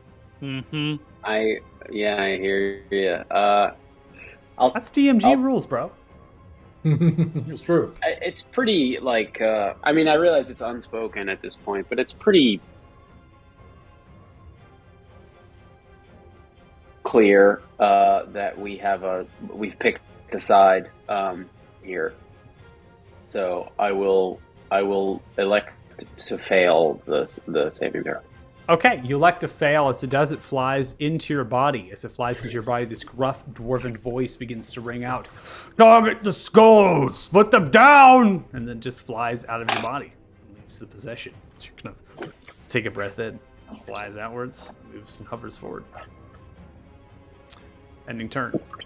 Next one moves roughly 25 feet, targets. Fires off a large bolt of electricity from its hand, stretched towards one of the shadowy corporeal figures. That figure takes 11 points of damage as the lightning begins to splinter its shoulder. Ending turn. Come to another one of these creatures, turns and looks towards you, puts a hand towards you, Serdugal, and then raises the other one and strikes at the large, hulking, shadowy figure. The large green eyes, and the eyes are kind of glowing in the mouth. It is a swing and a miss. This creature pulls back. We now come to the top of round 2. Serdugal, you are up.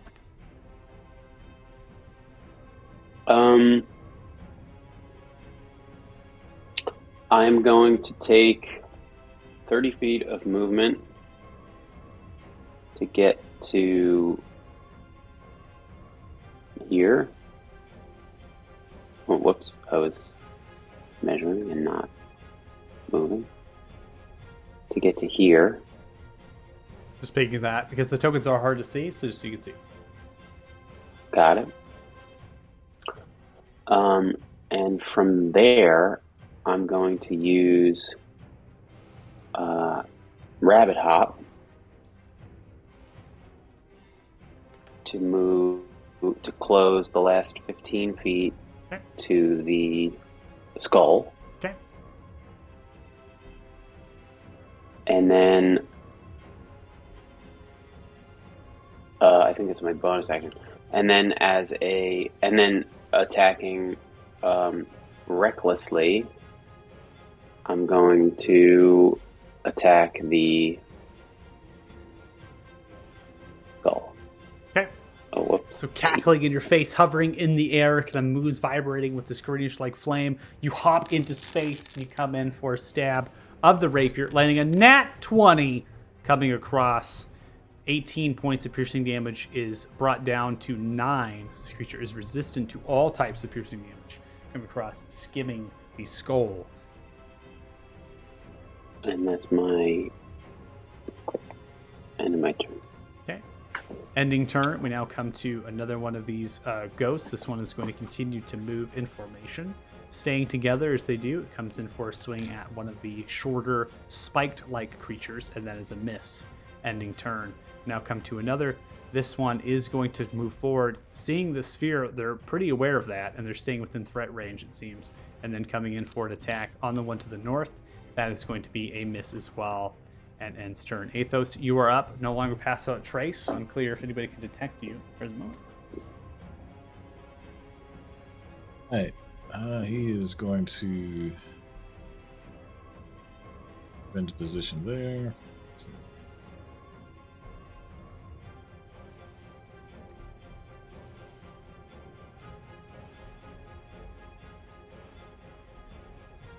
He will throw a dagger at the skull.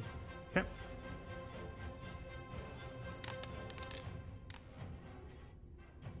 All right, 26 is going to connect. That's 7 points of piercing damage, brought down to 3. Then tack on sneak attack damage. 3, 4 is 7 total points of damage. The creature's still alive as it kind of hits into the skull, and it's kind of moving, it's swaying side to side, and it seems very erratic with its flight pattern. And bonus action disengage from the one he's next to. Take the rest of his movement to go up there. Okay, ending turn. We now come to another here. Keeping the sphere in its same position, opens up its mouth, aimed at the direction of the backdrop of the cavern, firing it off dead center, another fireball, as it fires off, exploding, shaking the pillars as the earth cracks, prompting dexterity saving throws. Nereus, you are behind the pillar of this fireball, so you are in total cover. You take no damage, regardless of what you throw, just FYI. But Ares, you are not. You are going to get a 21, which is going to be a success. And you bring that damage down, only 13 total fire damage as you kind of duck down and dive. Yeah, Nereus, you're in total cover from the pillar in front. Yeah, so just so you know. It's gonna still prompt you either way, because it doesn't know that. That skull does not move, it maintains its space. Spiked creature looks out one of the ghostly figures, goes in for another touch. It's going to connect, stabbing into the back of the creature. As it does, you see the creature immediately react as it does. It hovers in the air and explodes. Tard, you're up next. What would Tardan do here? Well, since they seem intelligent, how far is the range on that spell, actually? Okay, I can't cast that.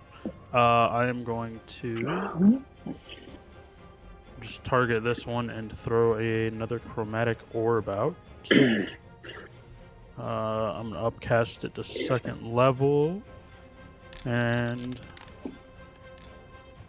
seeing as they like lightning, I'm gonna also choose lightning, because why not? And roll like crap.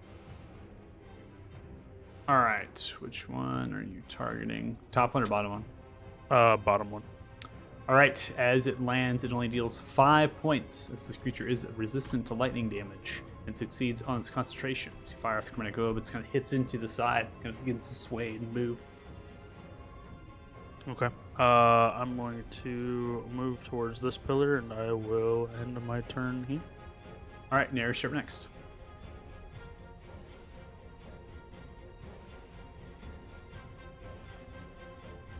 Alright, well, he'll move up. I mean, seems pretty well in hand, but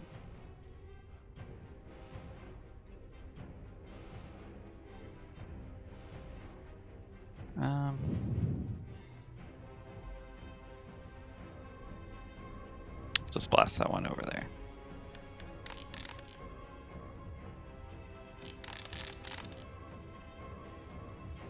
All right, 21 is going to connect as you deal cold damage. This creature is immune to cold damage. So 21 perfect. Connects into the skull. But it gets hit by it, just kind of begins to move. That's it. All right, ending turn. This ghost is going to hover through that one, get into the space between you, Nereus, and holds the arm backwards, comes in for a swing in the direction of the creature in front. 15 is going to connect. Swing through, dealing 21 total points of damage as it connects through the ethereal figure, which wraps as it does and moves and twists its body, wrapping around. These shrouded wings come out and its eyes turn red. Ending turn. Now in front of you, Sir Dougal, it's going to look in the direction of you, and as it does, it's going to cast a spell on itself.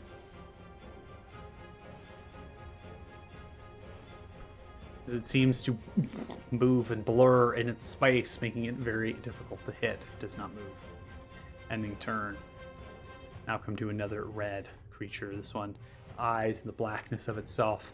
Then it's going to go in for what seems to be a spell as it spaces and steps.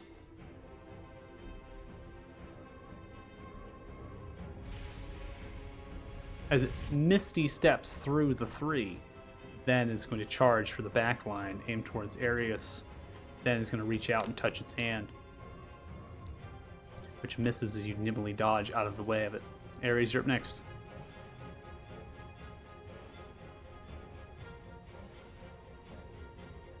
And I believe you're typing it out, yeah? Nope. I'm here. I'm just trying to talk really quiet. So if you can't hear me, I apologize. I will risk an attack of opportunity, and I will move down here, Okay. That attack of opportunity missed. and I will go ahead and target the guy that was on me, closer to me there. 17 hits. It deals a total of 23 total points of damage as it lands through the chest. And another attack on that guy. Going for a second one. 12 is not going to land. Shadows and steps behind the column. I think I have 5 more feet of movement, so I'm going to duck behind the column there and end my turn. All right, ending turn.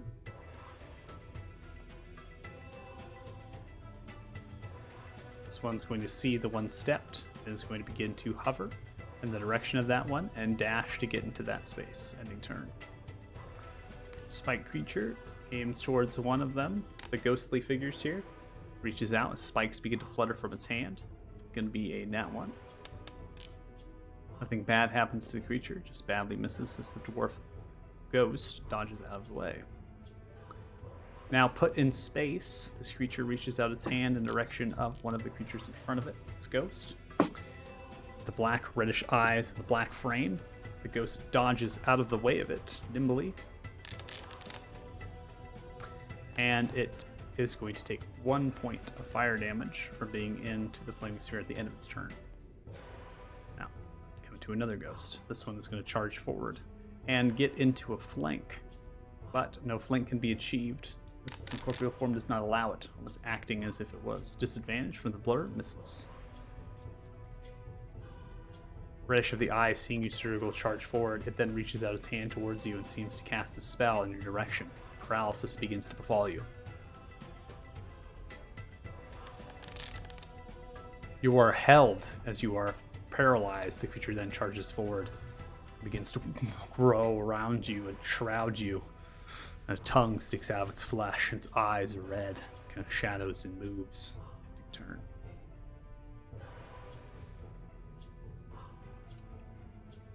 Nereus in front of you. 2 ghosts at your steadfast here, kind of protecting you. 8 is going to be a miss as they're kind of swinging wildly into each other. It is going to take fire damage, but it seems does not mind. Only takes 1 out of the 7. Unfortunately, now come to the top of round 3. Sir Dougal, you are held. So you are paralyzed. You can do nothing on this turn. At the end of your turn, though, you will be making a wisdom saving throw. 18, you have succeeded on your wisdom saving throw, ending this effect, but that is going to be the end of your turn, unfortunately. Now one of the ghosts goes in for a swing with the Warhammer towards one of these spiky, shorter stature creatures and misses. Athos, you're up next. Right. Seeing a group forming over here and Dougal getting a little bit in trouble, he is going to cast Bane. Creature is going to fail. Wait, hold on. I was expecting a template. Is it 30 feet of me? You just it's you choose one 3, right? Yeah, you choose 3 targets. Just go ahead and hover over which ones you want. Yeah, so it's the 2 on Dougal and then the other skull. I was gonna move before I cast That's it. fine. I forgot, but I'll roll the manual saves. 15 is the DC.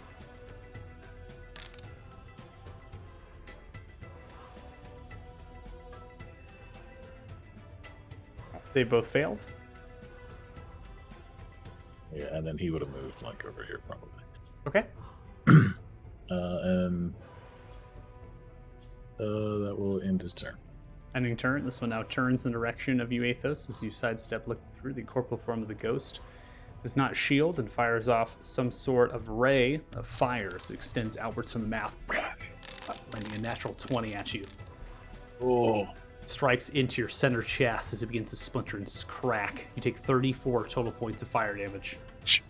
Jesus. Okay. Owie. Ending concentration. Bane has been ended. That. As it does, it kind of moves its jaw to kind of cackle, but no auditory sound is coming out. And then it's going to take its bonus action and move the flaming sphere directly in front of you, Nereus, as this ball of fire begins to move. And then it's going to move roughly 10 feet to the bottom left, ending turn. Spike creature, this one, going to hover over and assist. Goes in towards one of the ghosts. The maddening reaches out and touches towards. It's going to reach and hit the ghost to the center chest and deals a total of 12 points of damage to it. Tardan, you are up next, round 3. We're gonna try something since these guys seem semi-intelligent. I'm gonna step this way. I think that puts me within 60 feet. Yep, definitely. I am going to use cutting words on this one, or unsettling words, whatever it is. The one down here at the bottom. Okay. And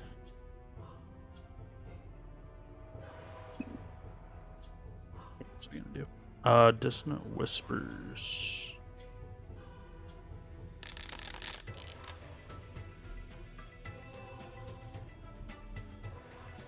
All right, it is going to fail as it expends that D8 Bardic Inspiration. I don't need to roll it. And then it's going to be hit by 10 points of psychic damage and succeed on the concentration. It then is going to fall into a tyrannical pain, and so then it must use its reaction if available as far away. Then it's going to use the remainder of its movement speed as it begins to flutter and move away, getting cover behind the pillar. Okay. That didn't work out the way I planned, but that's fine.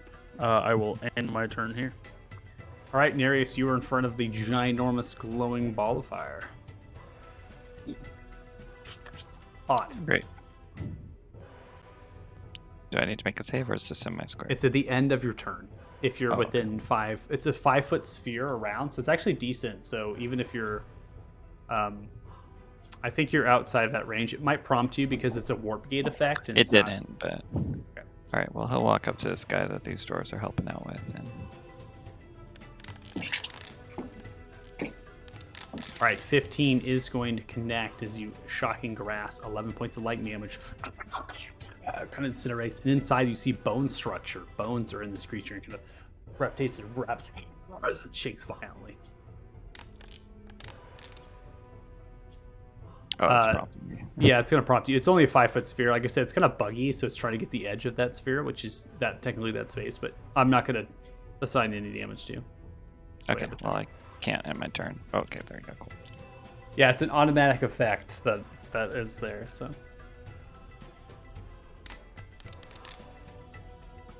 All right, natural 1 from the ghost in front of you. Swing wildly at the one you just electroshocked. Nothing bad happens. Ending turn. The ghost is within the space and takes 5 points of fire damage. Now come to the one that is blurred and somewhat surrounded. It's going to kind of look around in the direction of what it can attempt to do. And then it's going to fire off magic missile as it extends from its hand. 1 missile aimed towards Athos. Take 2 points of damage. Another missile aimed towards Sir Dougal. Take 4 points of damage. Then fires off a 3rd missile in the direction of Athos.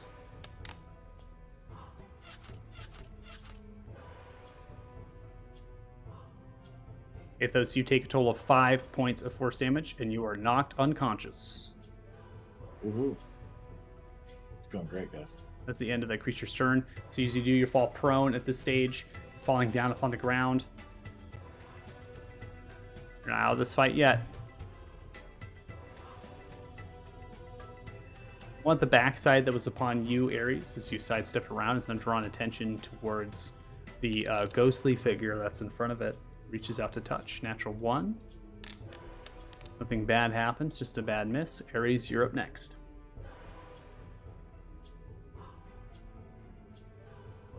All right.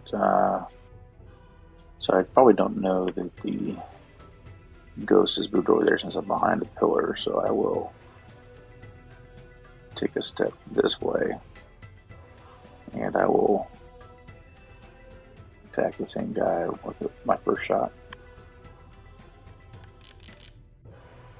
First shot coming out, 23 is a success. You landed to the head, 17 points of piercing damage as the creature struck, disappears, bones scatter upon the ground. So I use 5 feet. I can see the flaming sphere there, so I will move here, see what else I can see to attack, and let me see, I can kind of see the whole battlefield now, right? Do I see Athos down? Yeah, over here. You can see Athos is prone, yep. Alright, I'm going to attack the guy right in front of them, which was the original one I attacked anyway. Yep. Trying to help free them up over there. Okay. Creature is blurred, so that's disadvantage. 8 is going to be a miss for your second attack. So is there another creature within, I think it's 30 feet, I can redirect that? Yeah, there's 3 creatures right there. Okay, I will just go to that one right there, and I think I just have to roll an attack again, correct? Correct.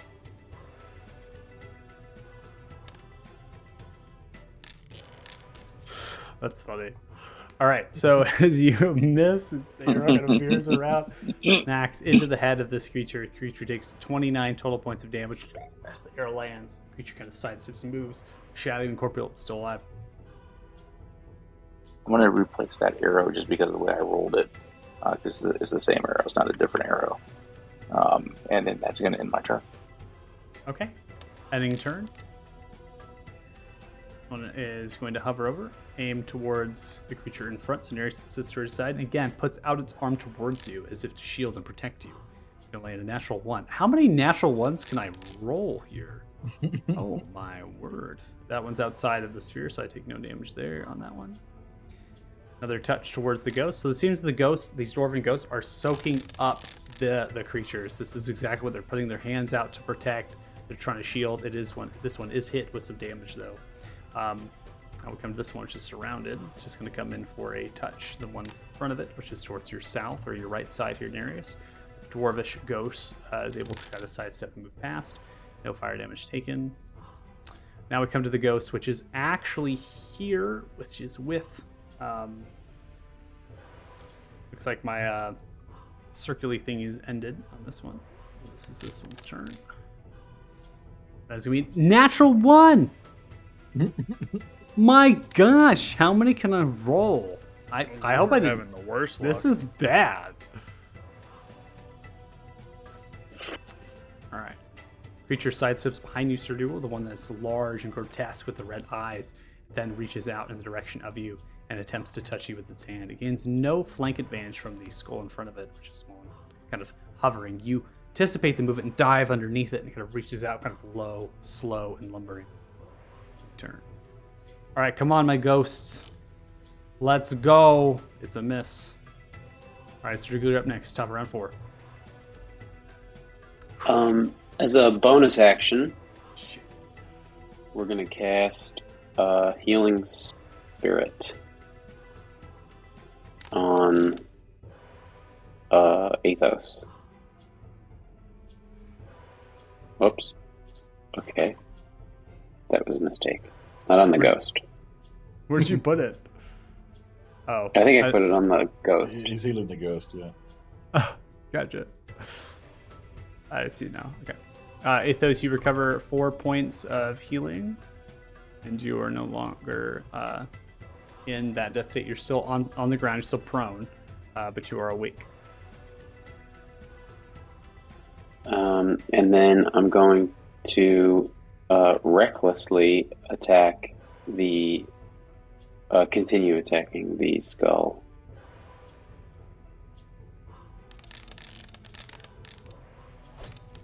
Okay. 23 is going to connect, and that's going to take it out. You're targeting Athos there. No! I'm down again. Sorry. You're down again. That was for the That's fine. healing. I got you. Targets are going random. All right, 5 points of piercing damage, which is going to take it down to 2. And that is going to be enough, like I stated. As you come kind of stabbing through the flaming skull, you see the light kind of coming through the jaw area through the back of the skull with the rapier, and then kind of falls apart in two pieces, and the flame just like dies on it.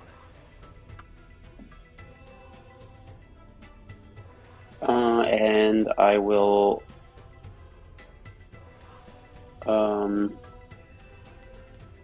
I will also circle around this guy to the other side. And am I turn? Ending turn, we now come to this ghost, which is going to now come side like kind of back to back with you, Sir Dougal, and then raises out the Warhammer for a swing. That's going to connect. 16 points of damage dealt. Ends turn. So Athos, that healing would have been done on your turn. So now you're at the start of your turn. You get healed, I believe, Okay. with Healing Spirit.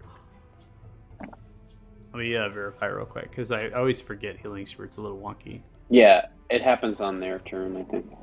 Yeah, on the starts its turn there. Okay, so you regain that at the start of your turn. So now you're awake. Excellent.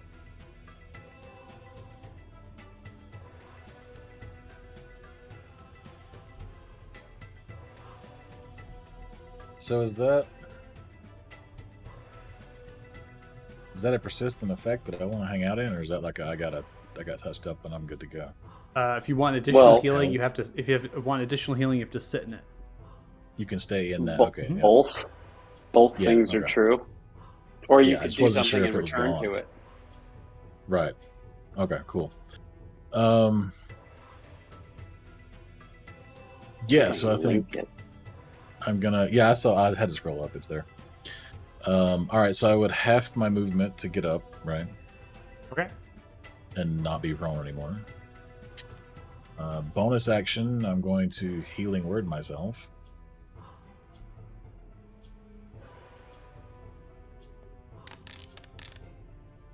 Nice. 8 points to you.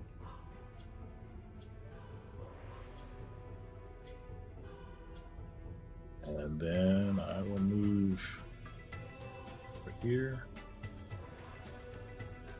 Okay. You have advantage for the And- flank. You can flank this creature.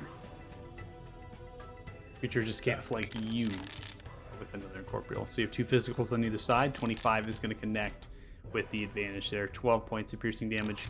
No need for sneak attack. 12 is going to be enough. But we're going to tack it on anyways because we can. 23 points of damage. This creature is stabbed in towards the back. See its skeletons kind of fall down.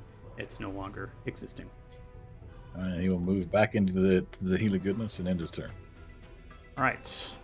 No longer under those effects, this flaming skull begins to kind of move around the wall space. As it does, it stretches and looks in the direction. It then is going to look towards Tardan and fire off a ray in the direction of you. Lands a natural 20. Dude, this damn thing. Jesus. Fires a ray at your center chest, is splintering and cracking. 26 total points of fire damage dealt. And you're just concentrating on the light. It's there. Yeah, that's Save the light. That is the end of its turn. Create dwarf. I tried to create a dwarf. Right. This creature here begins to look around. As it does, it focuses on 3 targets that it can see outstretching its hand, and kind of it's these same whispers, but more of a howl as they begin to kind of emanate out of it. This howl is kind of shrieking and shrieking from the figures it's moving in different forms, as now almost the first auditory thing of the creature's emerging, as this howl is kind of sending outwards to all 3 of you in this radial space that's kind of facing in that direction, this howl. Now, I have a 17, a 10, and a 17. The only person who fails is Athos with the 10. This is a very low amount of damage. It's just some psychic damage that is dealt, penetrating through, but it is going to prompt concentration from Sir Dougal, which is going to be success of the Healing Spirit. And upon that, ends turn. No other conditions are applied here. Tardan, you're up next. All right. Me and this orb are gonna have a nice little talk. I'm gonna throw. Let me double check the range on that spell. Actually, I think it's 90 feet. Yeah, it's 90 feet. Okay, not worried about it. I'm gonna throw a chromatic orb at the flaming skull. Okay. I'm going to upcast it because it pissed me off. So I'm actually going to go all the way to 4th level because why not? And I'm going to miss. Oh, All right, 10 is going to miss. As it does, it fires up. Before you, as soon as you unleash it, the skull actually shields itself. It expels a spell slot to shield as this magical barrier begins to form around it in anticipation for the strike. It instead hits into the pillar, missing as it crashes and exploding outright. I'm going to use my movement to move towards Athos just in case. And I will end my turn here. All right, Nereus, you're up next.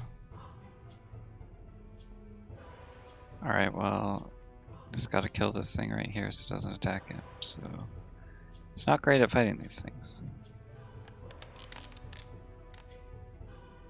All right, 22 is going to hit. That deals 8 points of lightning damage as you incinerate. And you see its bones cackle and pop, and it drops down unmoving. And then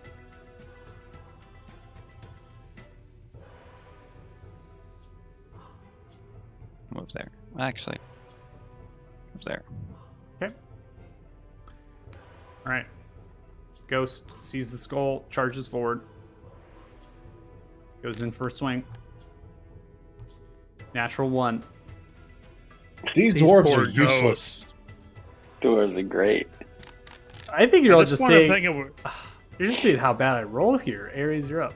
Fantastic. What do you mean? You rolled really great for the flame. I roll- You've nuked us twice with that. You're thing. seeing the effects. You can see that I'm rolling them. You see the effects pop out when I get them. Right. Ares. I'm gonna move. Yep. I was just waiting for the jokes to get done. Yeah. Move up here, target that guy down there. Okay. Since I saw him shoot a ray at Tardan. 22 connects. And that deals a total of 9 points of piercing damage to the creature resisted. Succeeds on Constitution. And I'm gonna shoot another one at it. 14 hits as well.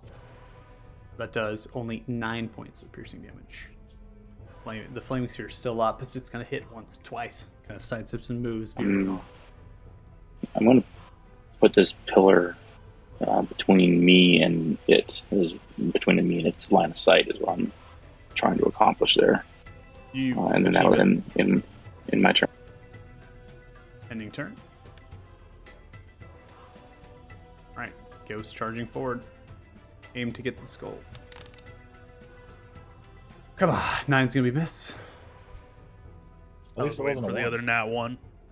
Alright, creature in front of you, Cerugal, is going to reach out its hand in the direction of you. The advantage from the Reckless 25 is going to connect as it reaches into your chest and seems to deal 16 total points of psychic damage to you.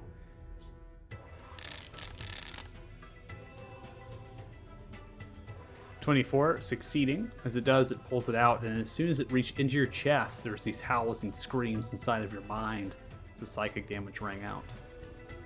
Alright, next ghost. This one is going to move. Come in for a swing, so seeing Sir Dougal that you've just got hit is reacting to that. Comes around, swinging with the hammer. Connects, dealing 14 total points of damage. Ending turn. Next one. Reacts, moves. Swings at... same one that hit you, Sir Dougal. 20 is going to hit it. And it deals 19 total points of damage. As that creature is struck, it disappears, poofing out of existence. All right, Sir Dougal, we now come to the top of round 5. It is your turn. 2 targets on the board.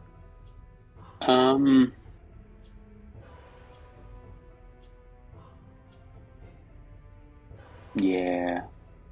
I think the ghosts probably have that skull.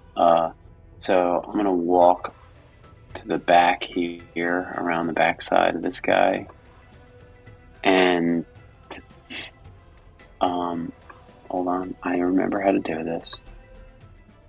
Wild shape into a brown bear. And get big, exactly.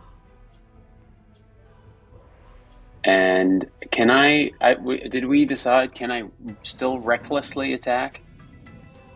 Yeah, that's correct. Is that what you want to do? So, yeah, I'm going to recklessly multi-attack. All right, reckless is put on.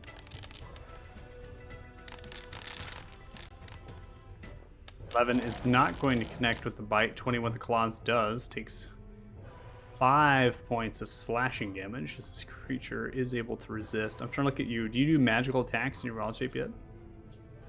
I don't know. 1 second. I just forget what level it comes around.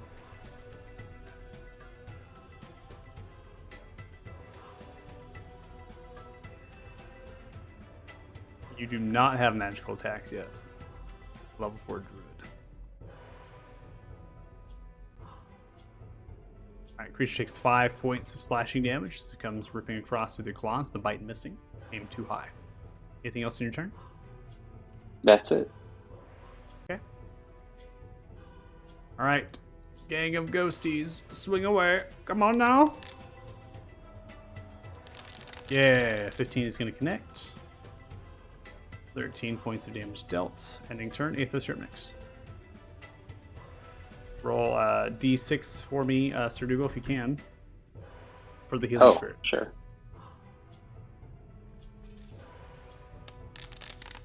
Thank you kindly. 1 hit point. Sorry. Something. Every little bit helps. All right. Let's do 5, 10, 15.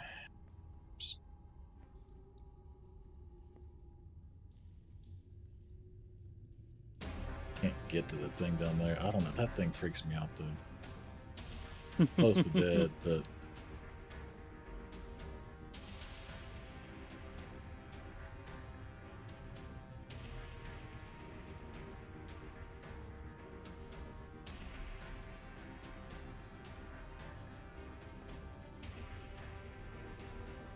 All right, I will...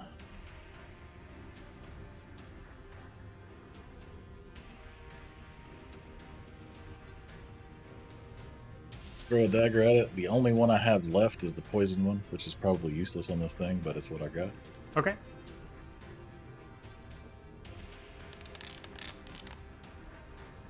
Alright, 22 is going to connect. This creature is immune to poison, so it takes no damage from that. Only 2 points of piercing damage is dealt based on its resistances. The sphere has ended as it failed concentration. Go attack on sneak attack with the ghosts that are there. Oh, yeah. Takes 14 total points of sneak attack damage as it does. Oof. Skull breaks, splinters, falls apart. Back. Enter. Creature reaches out towards the bear. 23 is going to connect with the bear. Deals a total of 15 points of psychic damage to the bear. Concentration on healing spirit. Fails. Ends turn. Tardan, you're up next. I'm going to Bardic Inspiration on Nereus. No. Just giving him a thumbs up. And then I'm going to go ahead and throw a firebolt at this guy. Yes. 12 is going to be a miss as you fire it off. Yeah, that's, I'm going to take a 5-foot step back, and that will be the end of my turn. Nereus, you're up next. Well, Nereus needs to be the hero up here, apparently. That is why I gave you the Bardic Inspiration. It's Punch alt for advantage? Control, alt? Alt for advantage. Okay.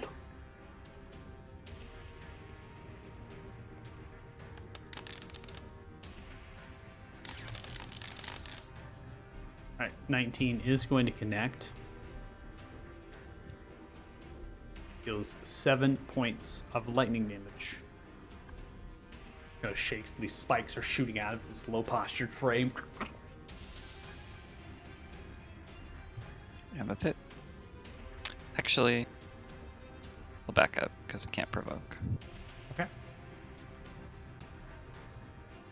All right. Ending turn. We now come to Ghosties.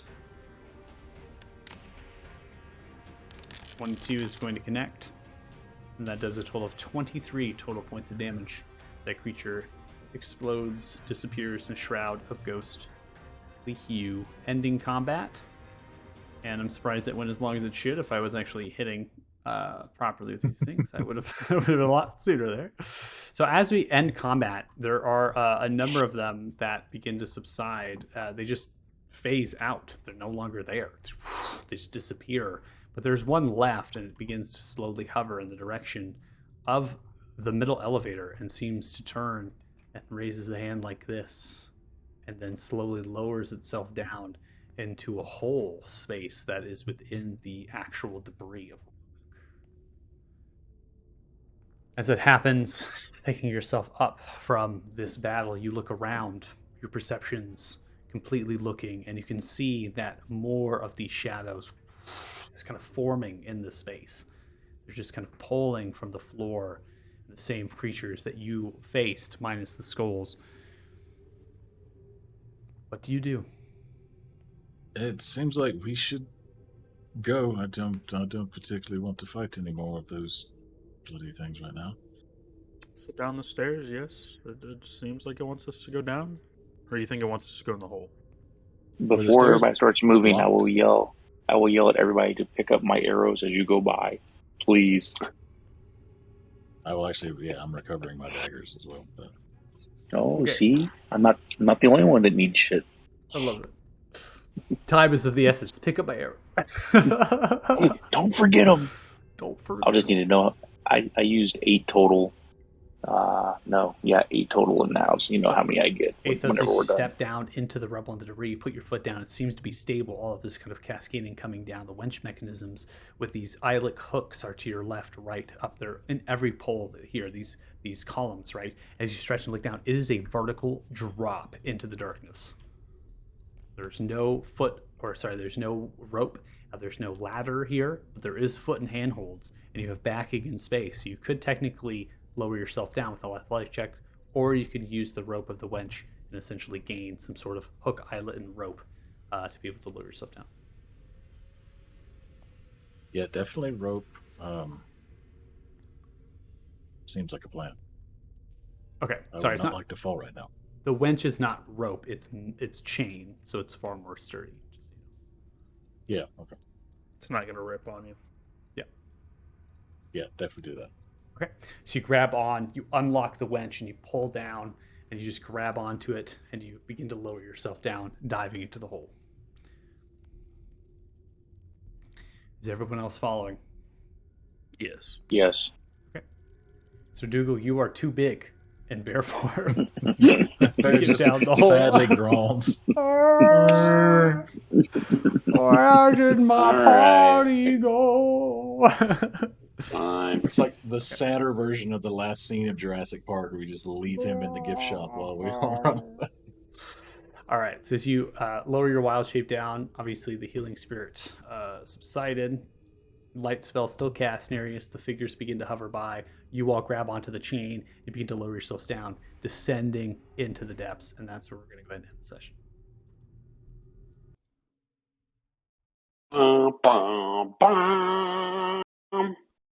Yo, those flaming skulls are MVP today.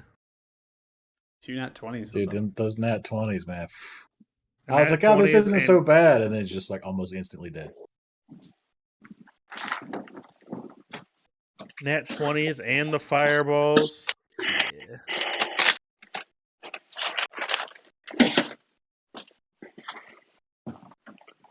All right, boys. I'm up in 5 hours. I gotta go. Okay, I'm going to calculate experience. I'll add it to your character sheet. Feel free to add as much as you All know. the way to level 9. You're most likely going to Salt. level up, so I don't know when you want to do that. All right. Yeah, hit me. All right.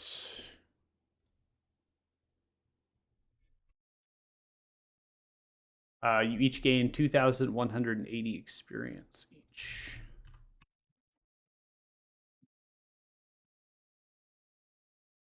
The total, let's see. Or something. 410. 35, 410. 35, 410. Yep.